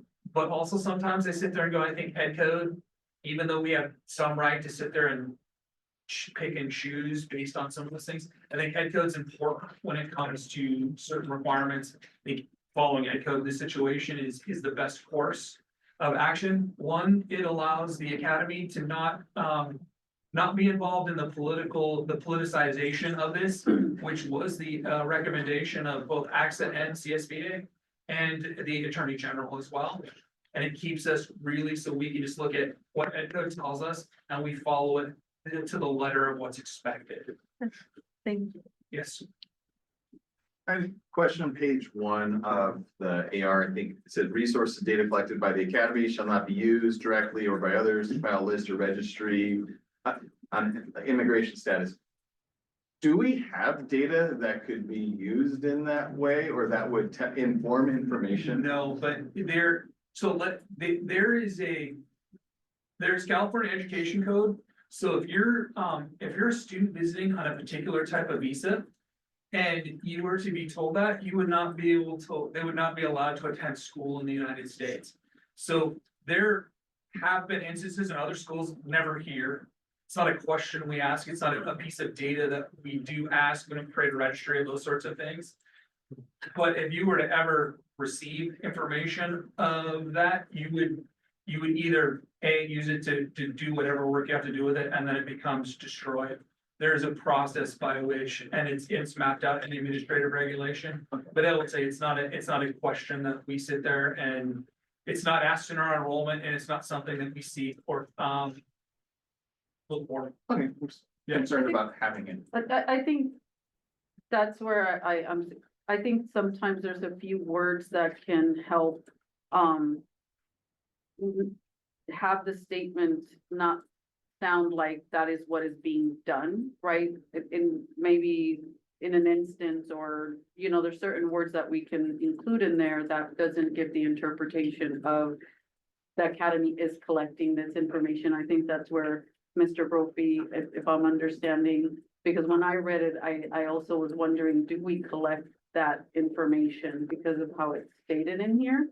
So maybe it's the wording a little that it could say, just, you know, if by any chance, right, there's any information, but that's part of what I was wondering if this information is being reviewed. I don't know if I understood what you. Like sometimes you're not intending to hold the information, but you have information that can inform other information to make sure, so you're making sure we don't have that. The other thing I thought in page 2, there's a paragraph second on the bottom, school personnel should not consent to access by an immigration enforcement officer, except as is described above. At the same time, personnel shall not physically impede an officer, even if the officer appears to be exceeding authorization under a warrant or document. Has that language been looked at? I'm. Yes. And is that coming from the state to say it that way? Yes. So, I mean, while that is basically what it says in Palmville, that's what it says in the NLL, that's what it says, in gamut through CSBA. I will also tell you that was the recommendation of the attorney. Okay. So when he spoke, last week, one of the things he mentioned was, you know, I mean, there are reasons if they were to come on campus, that school personnel are not to impede. You are to document what happened, and then you are to report to the Attorney General's office, which is why the information for the Attorney General's office is actually attached to this.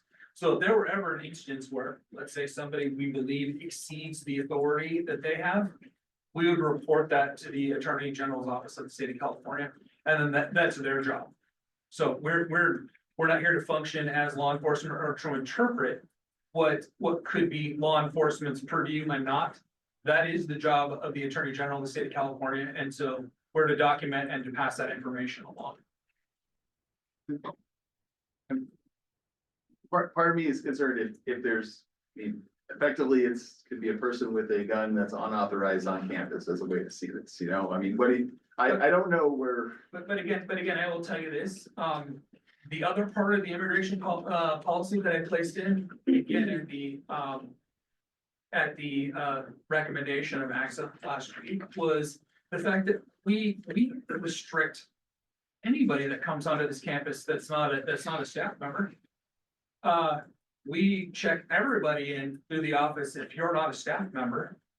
So if you were to be here as a member of law enforcement, there is a process by which you would still have to check in with us.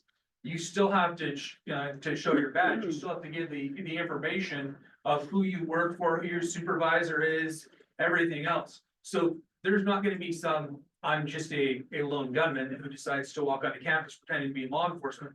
There's a process by which that takes place as well.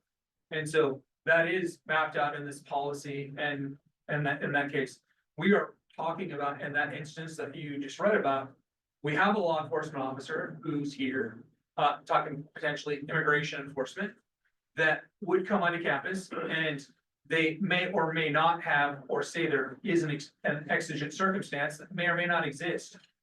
In that situation, it's not for us to sit there and determine whether or not that exigent circumstance exists or not. But it is our job to actually report what happened afterwards. I feel good. Mr. Rivera, I just have one question. The front office staff, they're aware of the procedures and policies on what to do. It's been posted for quite some time, but like I said, we're gonna do a more in-depth training here coming up about exactly, but right now, the biggest thing that they know, they're to call myself, Gina, Gary, one of us that sit in the executive cabinet, because we will be the people that will deal with that as we're going through it.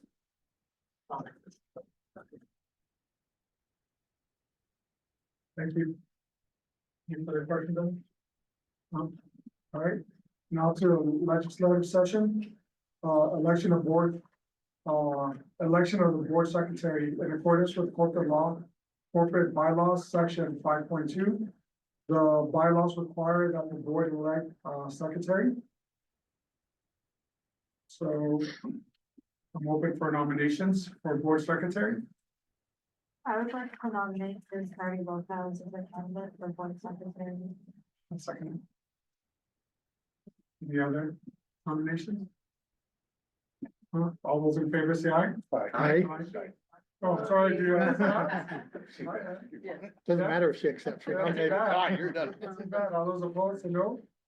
Well, I didn't say my aye yet, but I vote aye. Aye. All right, motion passes. Welcome.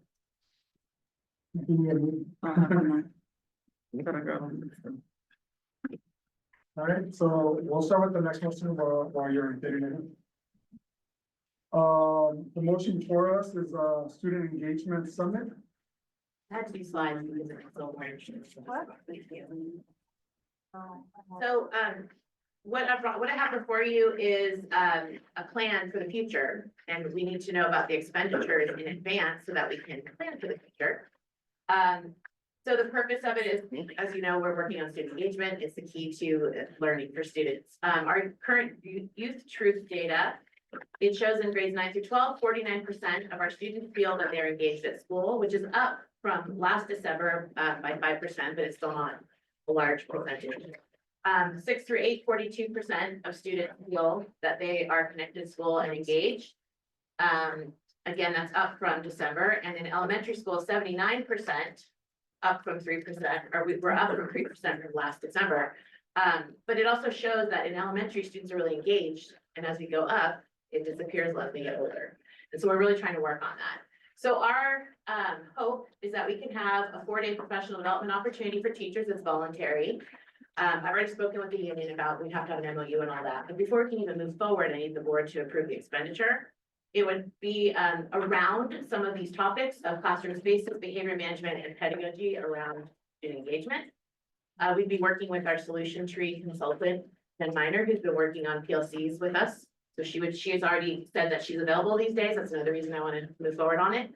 And we have an A to G completion improvement grant with over $1 million in it. I think it's like 1.1, something like that. So we're asking for this expenditure. This is an estimate. I mean, I'm hoping that 40 teachers want to do it. It might be more, it might be less, but this is a roundabout estimate. So I asked the board to consider approving it. How many teachers do we have? How many total? We have 98. So how many elementary? 28 elementary. Middle. I want to say totals around 90 something. But in the summer, a lot of some, even when we do summer school, we don't get a whole bunch of people who want to do it. So we're hoping we can just put it out and see what we get. Is it for both campuses For or all only full the- academy. The whole, academy? Yeah.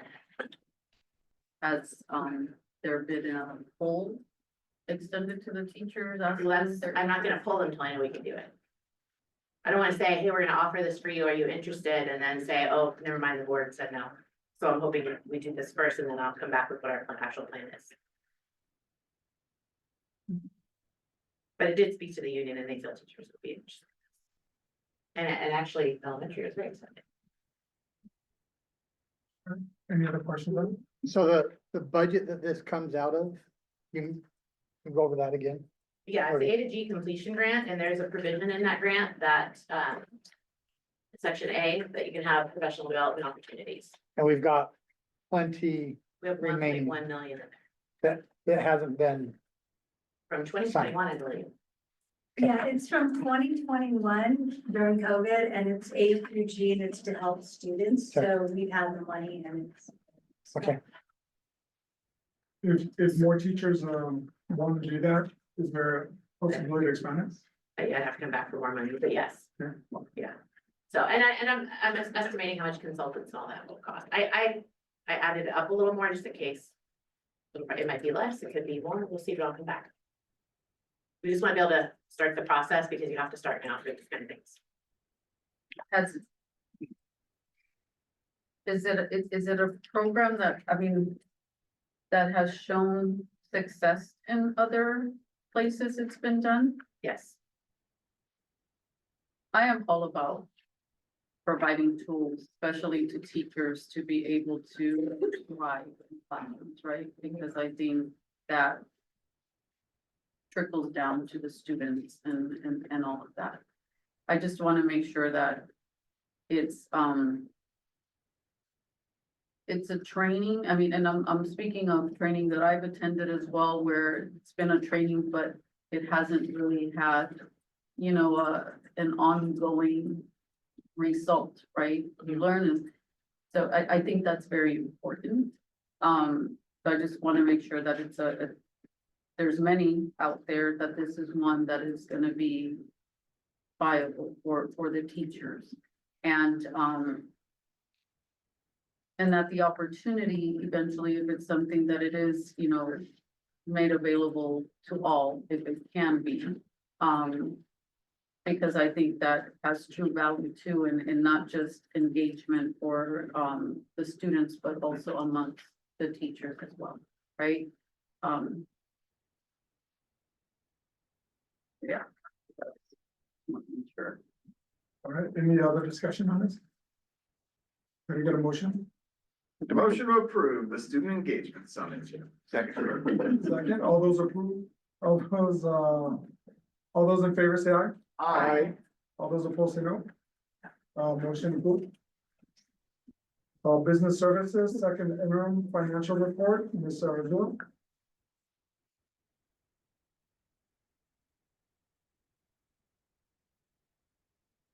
You have the presentation. I need the presentation. This is what was. You want me to send it to you right now? Let me see if I can down. While he's looking for the presentation, Hold on. So the motion before us is the second interim. We didn't make sure that make sure it's a motion. All right. Go ahead. okay. So while we're looking for the actual presentation, you should have had 3 documents to review. And I just want to go over them real quick because this is my first time presenting to everybody. You should have the second interim tax report. And if you've never looked at the tax report, what this is this is the financial statement, your net position, the profit and loss at second interim based on budget. Unlike for profit, you look at actual. At interim, we really look at budget and then kind of compare actual. It also has your multi-year projection in here and your cash flow for this year and the 2 outer years. And there's also your technical review checks, just making sure that you match everything for the state. The second document you'll have is the one that is up on the screen right now, and this is a just an executive summary, just kind of highlights all the revenue and expenses and everything. And do you want me to send it to you or did you find it? I think Donna said.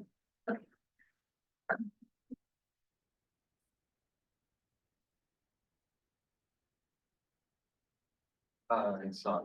If you have the agenda, it's a link on the agenda. Yes. From the agenda, it's just a PDF. Oh, it's not the actual one. I think, I don't know if I'm missing some, but when I printed it, it was this one. And then I don't know if. And there's the presentation. One of the documents? That's okay. Oh, there we go. Oh, I have that. Is that a PDF? I have that.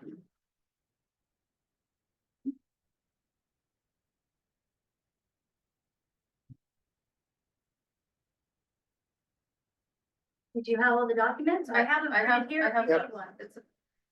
Okay. You need one. I have several on my desk in my office.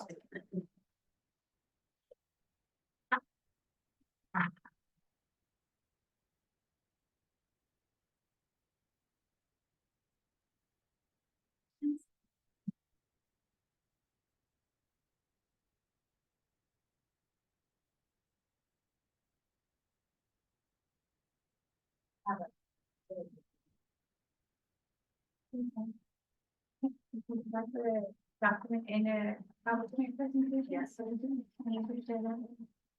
Yes. Because of the Tell me where it's on.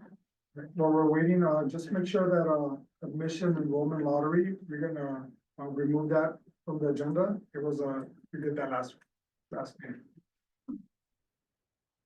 So we're removing number 13.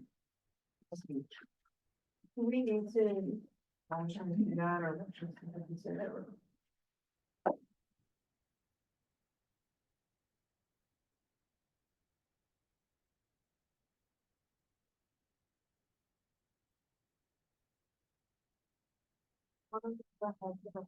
Number 14.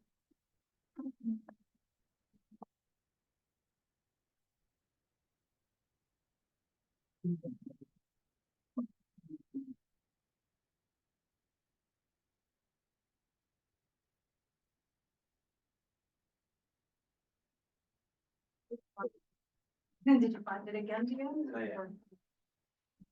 Usually. Good math. Okay.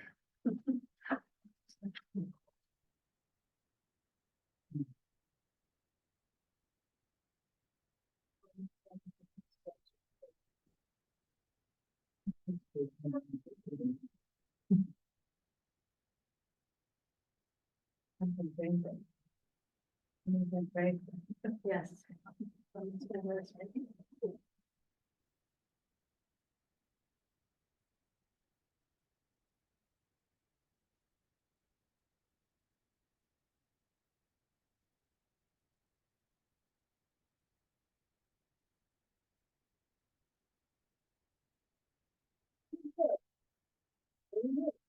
Okay.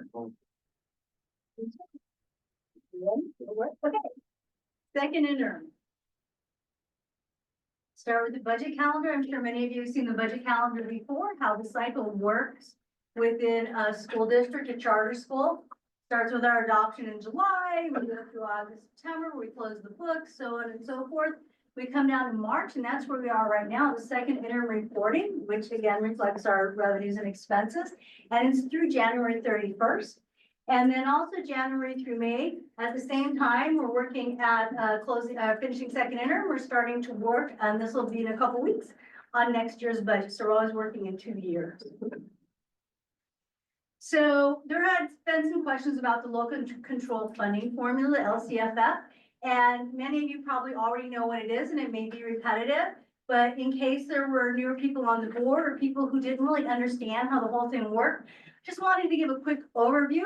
67% of our funding comes from the local control funding formula, also known as the LCFF. We use a calculator from FCMAT, the Financial Crisis and Management Assistance Team. And it's many tabs, and it's a mathematical calculation. And basically what makes up your LCF revenue that you get your base grant, where everybody in the state gets the exact same dollar amount for TK through 12th grade. It's based on your average daily attendance. You get your grade span adjustment for TK through 3, and I think 9 through 12. You get your supplemental and concentration grant. And here at the academy, we do get concentration grant because our unduplicated count percentage is over 55%. And then you get these add-ons. There are many other add-ons, but here we only get our TK add-on. And so it comes to, we're projecting right now our LCFF funding at $30.2 million for next year.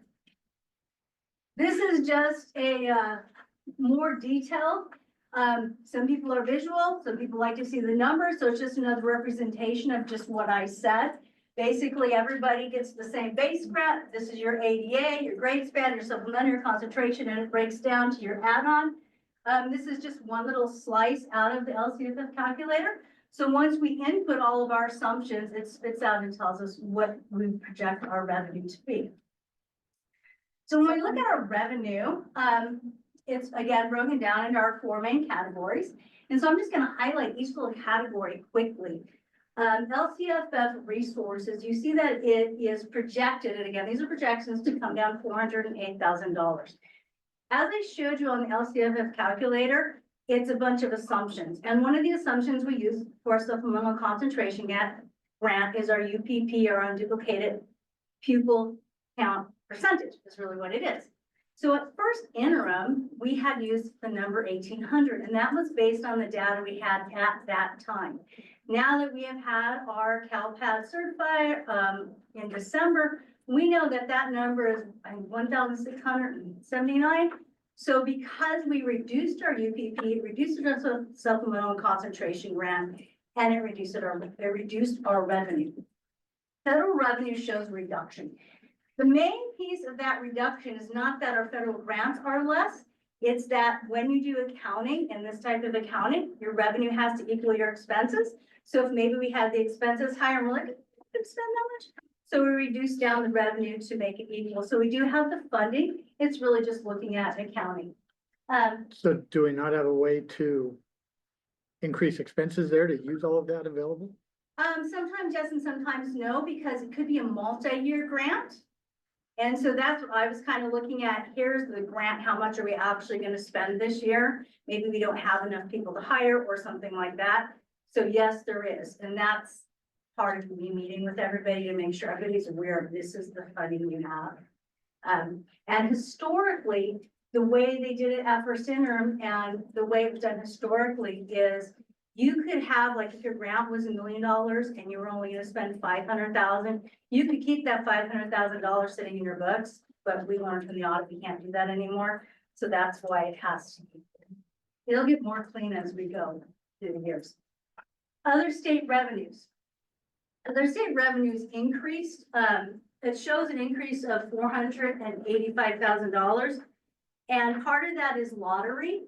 I think part of that is, yes, that was lottery and prior year money. So what happens is a big piece of it is lottery at the end of the year. We get our fourth quarter lottery. When we say we think we're going to get that much from last year and the state says, no, you get more money. So we show it as revenue. So that increases, and also we have from our prior year or unearned revenue or revenue we haven't spent that we're going to spend this year. So we take it off the balance sheet and we put it on here. Typically, you would see a lot of that at first interim, so you wouldn't see these big changes, but because of all of the changes and everything through the year, we're trying to get the books back in order. Other local revenue shows an increase of $448,000, and what a majority of that is we receive Medi-Cal funding, and thanks to Ms. Levitt, we've actually increased the program a lot more, and our SMAL money as well, Medi-Cal money. So that was originally not in the budget, and that was almost $300,000. And also our interest, because it looks like we're going to have more interest than we projected. So when you net it all together, it shows a little decrease of $78,000 projected at this moment based on what we know. Expenses. So expenses, don't be alarmed when it looks like our classified salaries increased $1.6 million. It was not that budgeting in first interim. What it was at first interim is, as all of you may remember, there was a one-time payment to all the class certificated teachers of $12,000. And last year there was a retro, but some of the retro for whatever happened didn't get paid out. So there was more of that being paid out. So that was around almost $1.6 million. So I have included those expenses in second interim because we paid it out. The reduction in classified salaries, really that's down to budgeting, where maybe when you change people's budgets, like not, you change their classifications and you should remove it when you add it over here, but sometimes the budget did not get removed. So as I'm going line by line, I'm finding things like that. And classified salaries are always the most challenging to budget for because you have people coming in and out, they're hourly people trying to figure out the hours. So that's what that reduction is from. Employee benefits, the main piece for that to be reduced is, if you remember, we've sent, so we keep part of CalPERS. And when we did first interim, we assumed we would be approved by the county goes to LACO, then I think the state. So all of our employees can participate in CalPERS. And the rate, we'll see the rate, it's 24%, 27% is our CalPERS rate. And we still have not heard back from LACO. We email them every other week and say, you have our documentation. So I pulled out all that PERS and I only included 3 months, which we may or may not have this year. Books and supplies always happens at second interim, right? You think this program's gonna happen, not happen? Services and other operating expenses. We did not reduce contracts by 3 million. We reduced them some, but this is another accounting entry that was budgeted incorrectly. And you'll see it below the line. I kept it, there's different ways you can do it accounting wise, and I try to do it so you could see it, and I'll explain it when I get to the next slide. But that is not a reduction, it's an accounting treatment, and you'll understand when I get to the next one. Depreciation, again, that's a book entry, it's not a real entry, you add it back for your covenants, you add it back for your cash, it's just looking at what we depreciate our assets. So again, we take our revenue, less our expenses, and we get to how much money do we have left? So this was first interim, and this is, that 3.1 million really is this money in here. So what happened was, we had 3.1 million in our budget for roof replacement. Well, roof replacement is a capital asset, right? So it goes on the balance sheet, doesn't go on your profit and loss, it doesn't show that your income is being reduced, but you have to account for it in your assets. If you were at a school district, it's different. So you see all those expenses on your profit and loss under certain numbers. But because more boring accounting jargon, we're full accrual, we account for everything, we have to account for it as an asset. So it was sitting, that 3.1 million was sitting back here in services, but it's not, it's an asset. So I still think it's important so we can see it. So there's 2 different ways you can do it accounting wise, like I said, but I wanted to make sure everybody saw it so they don't think, oh, we just spent money. So basically what this is in one of those restricted funds, there's $3.1 million for the roof replacement, and there's 1.1 million for the audiovisual equipment.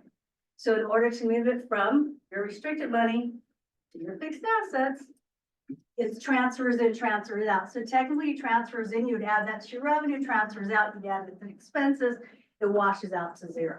But I thought it was really important to show that. So that's why you have this 3.1.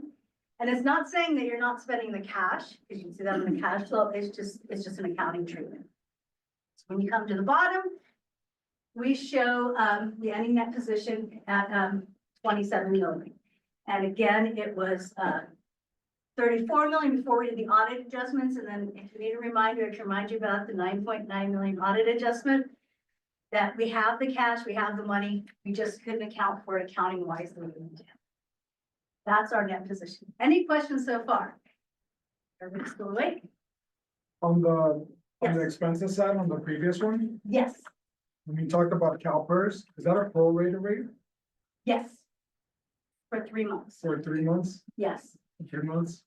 Are we following up with, LACO and them? yes, yes. We finally, so as a charter school, there's different divisions of LACO. And so we kept sending it and they'd say, go over here, go over here. So finally, they confirmed they have all our documentation, everything we need, and that was like 3 weeks ago. So we're following up with them again this week. Thank you. So net position is ending cash. Yes, That- yes. So in a school district, it would be called fund balance. And really not ending cash, right? Because you have accruals in there, things that aren't real. So kind of, and Ron got in trouble, right? with Cash flow. Okay. Yes, So you said the 9, it's not included in that 27, it exists, this but. 9 right can't be- here. Mhm. Okay, so if you remember when I presented the audit. Yeah. We have that 9 million and it was sitting in this 34 million. And for the accounting treatment, we're not allowed to keep that in that 34 million until we spend it. So we have that 9.9 million in cash. And in the out years, if we put it into our budget, we'll spend it. Okay. So we're gonna go on to the MYP assumptions, multi-year projections. And again, what did they say about a multi-year projection? It's only as good as it is today, and it's probably wrong already. So we're looking at the COLA. Again, a majority of the assumptions come from School Services of California, which gets their information from the Department of Finance, and everything is checked, double checked, triple checked, and we all use that. This is the COLA right now projected out, but I saw a presentation from Capital Advisors, and they said that number may even come down lower, right? Enrollment, we use our CalPADS enrollment every census day. We can always use that enrollment number. So we recognize that enrollment can go up during the year or come back down. But this is a number that is every year the same time, so we always use that number. Our P2, our year-to-date disenrollment change, our projected P2 should have dots there. Our projected P2 is basically, we're projecting a 94% attendance rate, average daily attendance, and that's how we get to the number. This is the number we're funding. I'm not going to go through everything unless you have questions, but CPI, that's what we use the 4s and 5s for, or actually our books and supplies and our contracts and services. So we're projecting the future years. They give us what the CPI increase is. And so to be conservative, we put that into our books, our supplies, and our contracts. So we at least can say if there's inflation, we have the money there. You can see the CalPERS. This is just the percentage increases because that's really what you're seeing in your budget. You're not seeing the full dollar amount. So are we being overly optimistic by saying that our enrollment is going to be that high in out years? We went up 20 students per year. And that was based on many conversations. What's So- our cap? What's our max? 2000, 2360. So we're basically saying we're 99% capacity. 99 point. We have grown over the last 2 census days. So that trend, and along with the trend of the number of applications we have, and that I think, again, projection and assumption go into play here, but I feel at least safe with making that projection and that assumption right this second based on current trending data. Okay, and we are currently above 94% attendance, is that correct? Yes, we were as of December. and I did a trend analysis, and the trend analysis came out a little bit higher, but because we don't know historically really what happened, so we kind of, the 94 felt comfortable. I want And to make sure we weren't being overly aggressive and Is it both campuses, that number? yeah, so the elementary school, we project out as full. Because we always have the classes full there, and it's when you get to the high school, the 7th through 12th grade, that you start to, that's where you kind of, with the numbers. So Check these out. the year-to-date change in enrollment, you see that decrease from 2.08 to like 93 or. That's just because in 23-24, the number was much lower for enrollment. And so we did come up 2%. so it's increasing, it's not decreasing, it's increasing by Okay, okay. 0.9%. Yes. What's the max of students in the elementary? 600. 600? And the high school is 70. 17 seems to be- 23, 17. 3560 minus 600. 17 seems to be- Okay, so I take all these assumptions and I built the MYP. Revenues, LCFF obviously goes up because we're increasing the COLA and we're increasing as projection in students. Federal revenue goes down because we spent all our ESSER funds, really what that is. State revenues pretty much stay stable. Those ESSER funds, were those COVID funds, basically? Yes. that's Multi-year one, COVID. two, yeah, they're all COVID funds, and we had until September 30th to spend them, so everything has been depleted that we can spend. I'm learning all this. Yes, okay. Expenses, so when we look at expenses, you can see it drops for certificated from 24 24, 25 to 25, 26. That's because I pulled out that, 1.2 million plus the retros, like 1.6 million.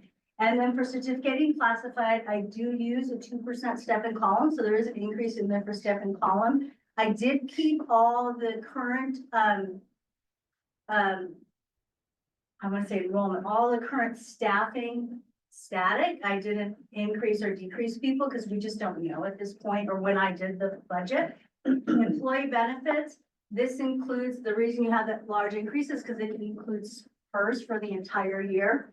Books and supplies, again, those are the hardest things to budget for, and we just have the little increase. In operations, the reason that came down because I was aware of a few contracts that we will not be using anymore for special education. Maybe the students left or we don't need them, so it came down. And depreciation, and this is that transfers out that I talked about, that increases. So if you take that out, great. And then, so again, you get to your projected net position and pretty equal across. And what I wanted to do then is I wanted to take the MYP numbers and I wanted to run them through the covenants just to make sure to see how we're looking on the covenants. So I did do the MYP coverage covenant because that's our most important one.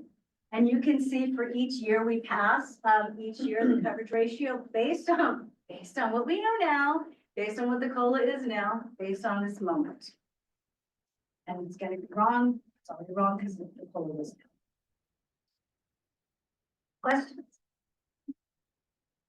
With losing like the ESSER funds, there's probably a lot of stuff that was put in there and it's gonna be gone.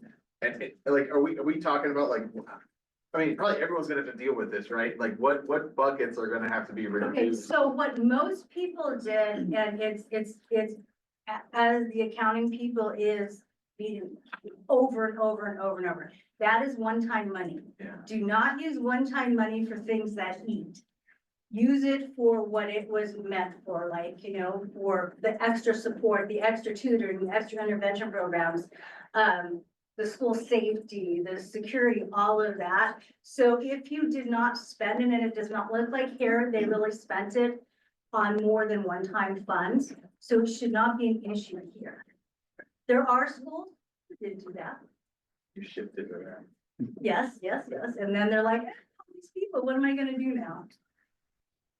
How does the LTAC budget that we just reviewed play into? Yes, that LCAP budget are condensed, Into here. yeah, into all those line item summaries. Yes, it is in there. Okay.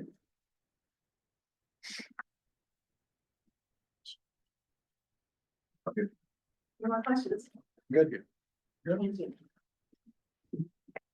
So do we need to move to approve that? Or any further discussion? No? Can I get a motion? Move to approve the second interim financial report. Second. Okay. All right, all those in favor say aye. Aye. All those opposed say no. Motion adopted. Thank you. All right, the motion before us is the student calendar revision. Mr. Wright. So, we have to revise our student calendar as, we had previously talked about, once we had come to, reaching a contract settlement with the teachers and it was ratified. They were owed an additional day because of, training that they had already completed before the start of the school year. And so we had to find a way to, balance that out. So the calendar revision before you shows a non-student day, which will also be a non-teacher day, the Friday before spring break. So the new calendar does, reflect that. I also gave you the instructional minutes calendar to let you know that we still meet our requirements for high school, middle school, and elementary as far as the minutes that are required. But that's the proposal for you, so that way we can square up with what we owe the teachers based on the current contract.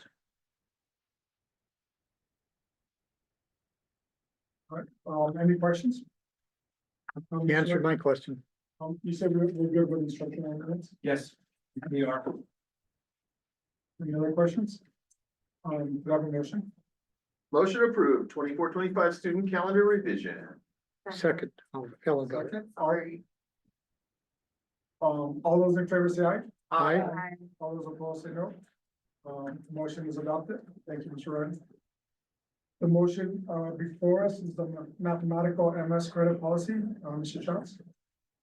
So this was brought to the last board meeting, the first read, and I did add 4 words into the second paragraph.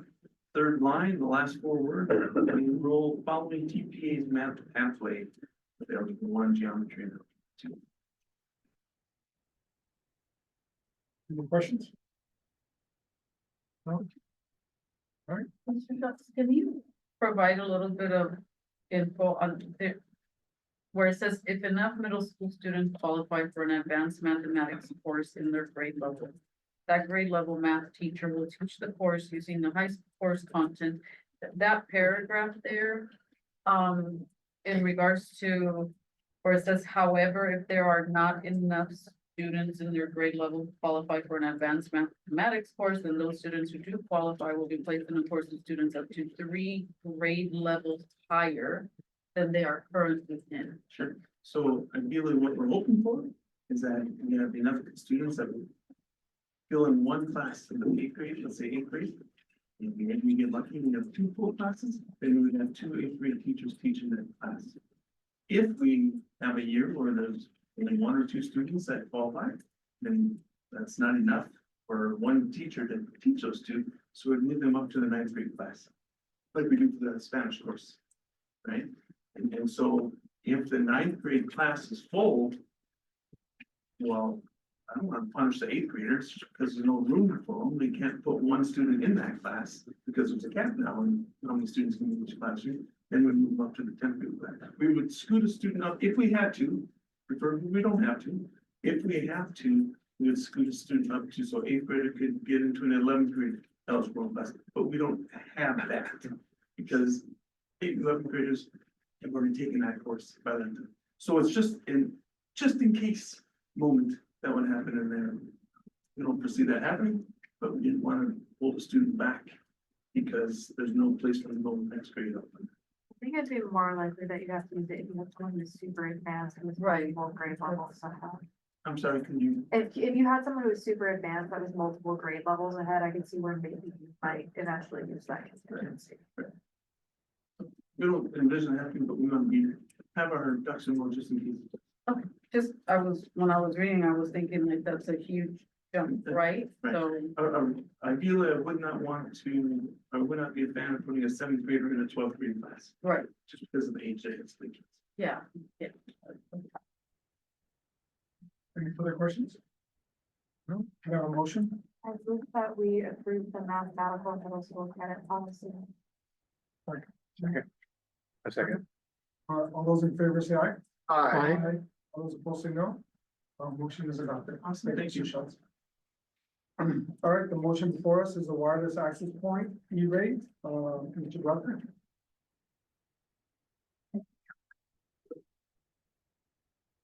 So the E-rate program gives us discounts on wireless equipment, infrastructure, access points, just all the fun things that help a school be a school in this day and age. It pretty much, we went out, we looked at a few bidders. We need access points to cover our administration rooms and outside areas for emergency drills and stuff like that. We found a winner. And now pretty much I'm asking the board to approve the letter of intent. With that, we're pretty much saying we would like to buy your product. Only if the board approves it and also only if we are approved by the E-rate program. If we're approved, we will only pay 15%, which comes out to around 6,000 for these access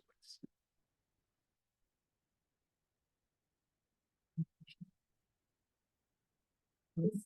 Is this in addition to other internet subscriptions and all that we have? No. So pretty much it's going to give us these guys up here, which gives us Wi-Fi. So it's just the equipment that we're buying right here. Got it. We think this is everything we need for outside and the Yes. school, the campus is now done. Yeah, it'll be super solid.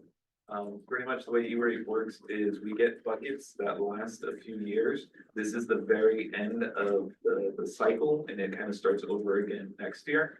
But we're in a good position where we wait a few years and we start the process all over again of replacing our access points. If I remember, we put in high grade access points in the classrooms to allow for all the students to have bandwidth Correct. before. Yeah, so originally that was for classrooms and now this time for administrative offices. And that's for a total of. So there's different ones, right? I'm assuming there's different, based Right. on different sizes, different. So the total, after the discount, we're only paying around 6,600.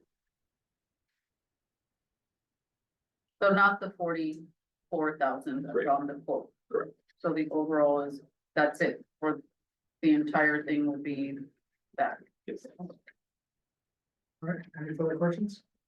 No? Can I have a motion? Motion to approve wireless access points E-rate. All those in favor say aye. Aye. All those opposed say no. Motion adopted. All right, the motion in front of us is the office supply purchases, Mr. Rocky. So, we are still currently working on our tech plan, but at the core of it, it is a 4-year replacement cycle.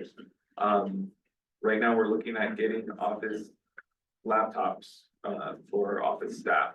So our current laptops are starting to fail, so we are looking to replace and get these knocked out. Questions? That's for 65 laptops.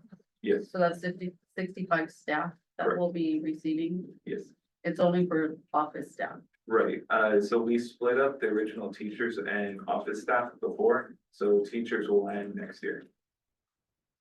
We have 65 laptops. Yeah. Do they currently have laptops or desktops? They're currently using laptops. And I see the monitor recycling fee, so are we getting new monitors for them too, or No, so because just the way the California. or a monitor on the laptop? Correct.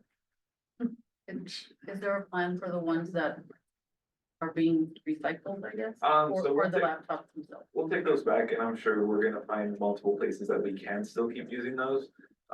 Just as backups primarily. And then maybe, I don't know, just anywhere we can use them, we will use them still until the wheels fall off, basically. Do we ever look at, having some of those that are being recycled? And I don't know if this is possible, be available to some of the students that may be leaving to college and whatever, because I have to say, there may be some that don't have the ability to buy some. I know that when I was working with, here at the school more with the robotics team there, that it was the case. And so Great. I just wonder if that's ever looked at. I've asked a business personnel prior to Roseanne here. So, but I've never gotten a solid answer, but I believe that moving forward, I could get a better answer for that exact thing because I had the same question. I know that you can purchase, they can purchase them from us. However, here's an example of one. It has to remain plugged in the entire time, or it immediately dies when it's unplugged. I would want a student to have. Yeah, but sometimes it's better than not having one at all. So I'm just wondering, right? Because I don't know, my thoughts are that I know there are families that sometimes struggle to be able to give that opportunity to their students. Sometimes what they're using here on campus is what they have available. It's just asking because if it's possible, but I don't know what the policy. Purchase for a super low depreciated rate.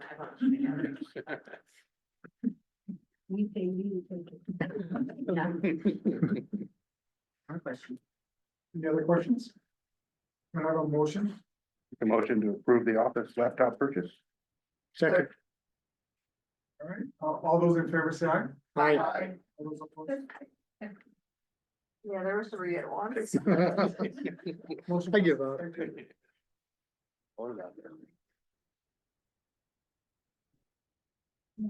No, public comments? Start saying second before they finish the proposal. The motion. Like to, To approve second? Yes. for return for closed session. Like to reconvene, from closed session. No actions were taken during closed session. The item before us is, item I from the consent agenda. Any further discussions? I'd like to make a motion for human resources, personnel report. Do I have a second? Second. All those in favor say aye. Aye. All those opposed say no. No, motion passes. Now, if there were one, I'd like to make a motion to adjourn. Not yet. Oh, we gotta talk. Not yet, no. Oh, we gotta talk. No. All right, Palmdale Aerospace Teachers Association rep, none, Palmdale Aerospace Classified Association rep, None. Superintendent report. I just have three quick things. I want to thank Miss Elena Graham for organizing and providing for our parents the PK class sessions. We had over 55 parents there. It was amazing. They got certificates last week, and many of them are interested in joining our DLAC as well, so that's great. Our Science Olympiad is going to the state, as the board knows, we should let you know that, but we're very excited that they were going to compete at Caltech on April 25th. If you're able to go, please attend that. And then I wanted to ask the board, we've been doing agenda review on Thursdays. I'd like to move it to Friday so Ms. Lopez can attend. Oh. No, we'd like to do agenda review. Does that work for everyone else? You wanna ask someone to quit? Well, no. Yeah. That works for me. Okay, anyone else? We'll just invite you as we have been doing, and if you can come, let us know, and if it's a quorum, we'll have 2 meetings. Okay, great, that was it for me. All right, Mr. Tree. I just want to thank the directors for all the things they had to present tonight. It was a lot, and you guys did a great job of presenting this stuff. Thank you.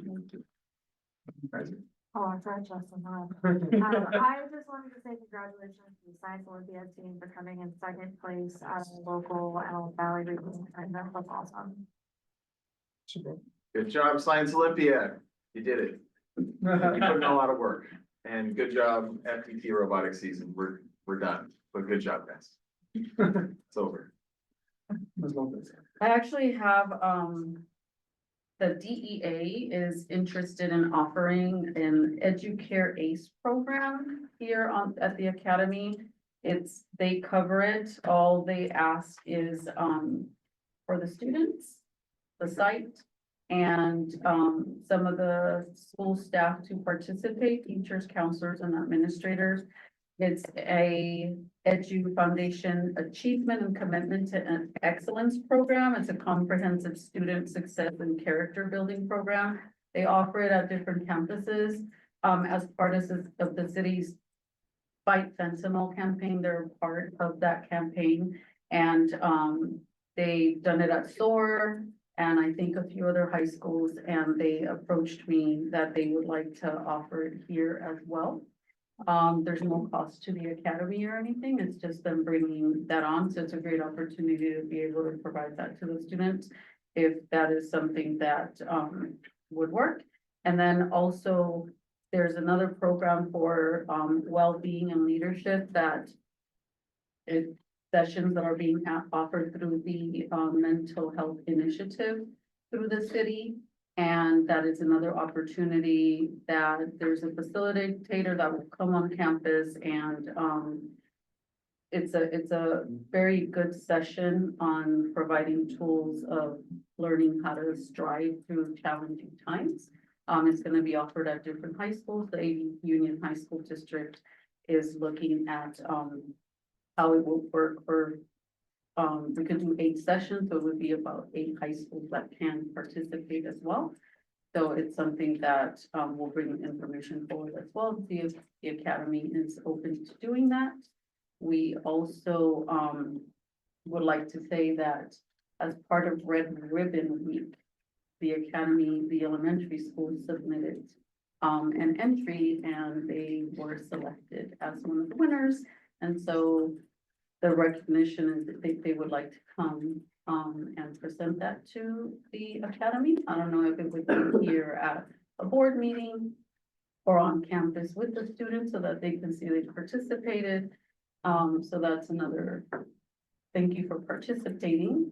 And, we're gonna be doing other challenges, but it's great to see it was a great, I was not part of the, I excused myself from the, scoring and all that because I didn't want to be part, but there were several winners and the academy was one of them.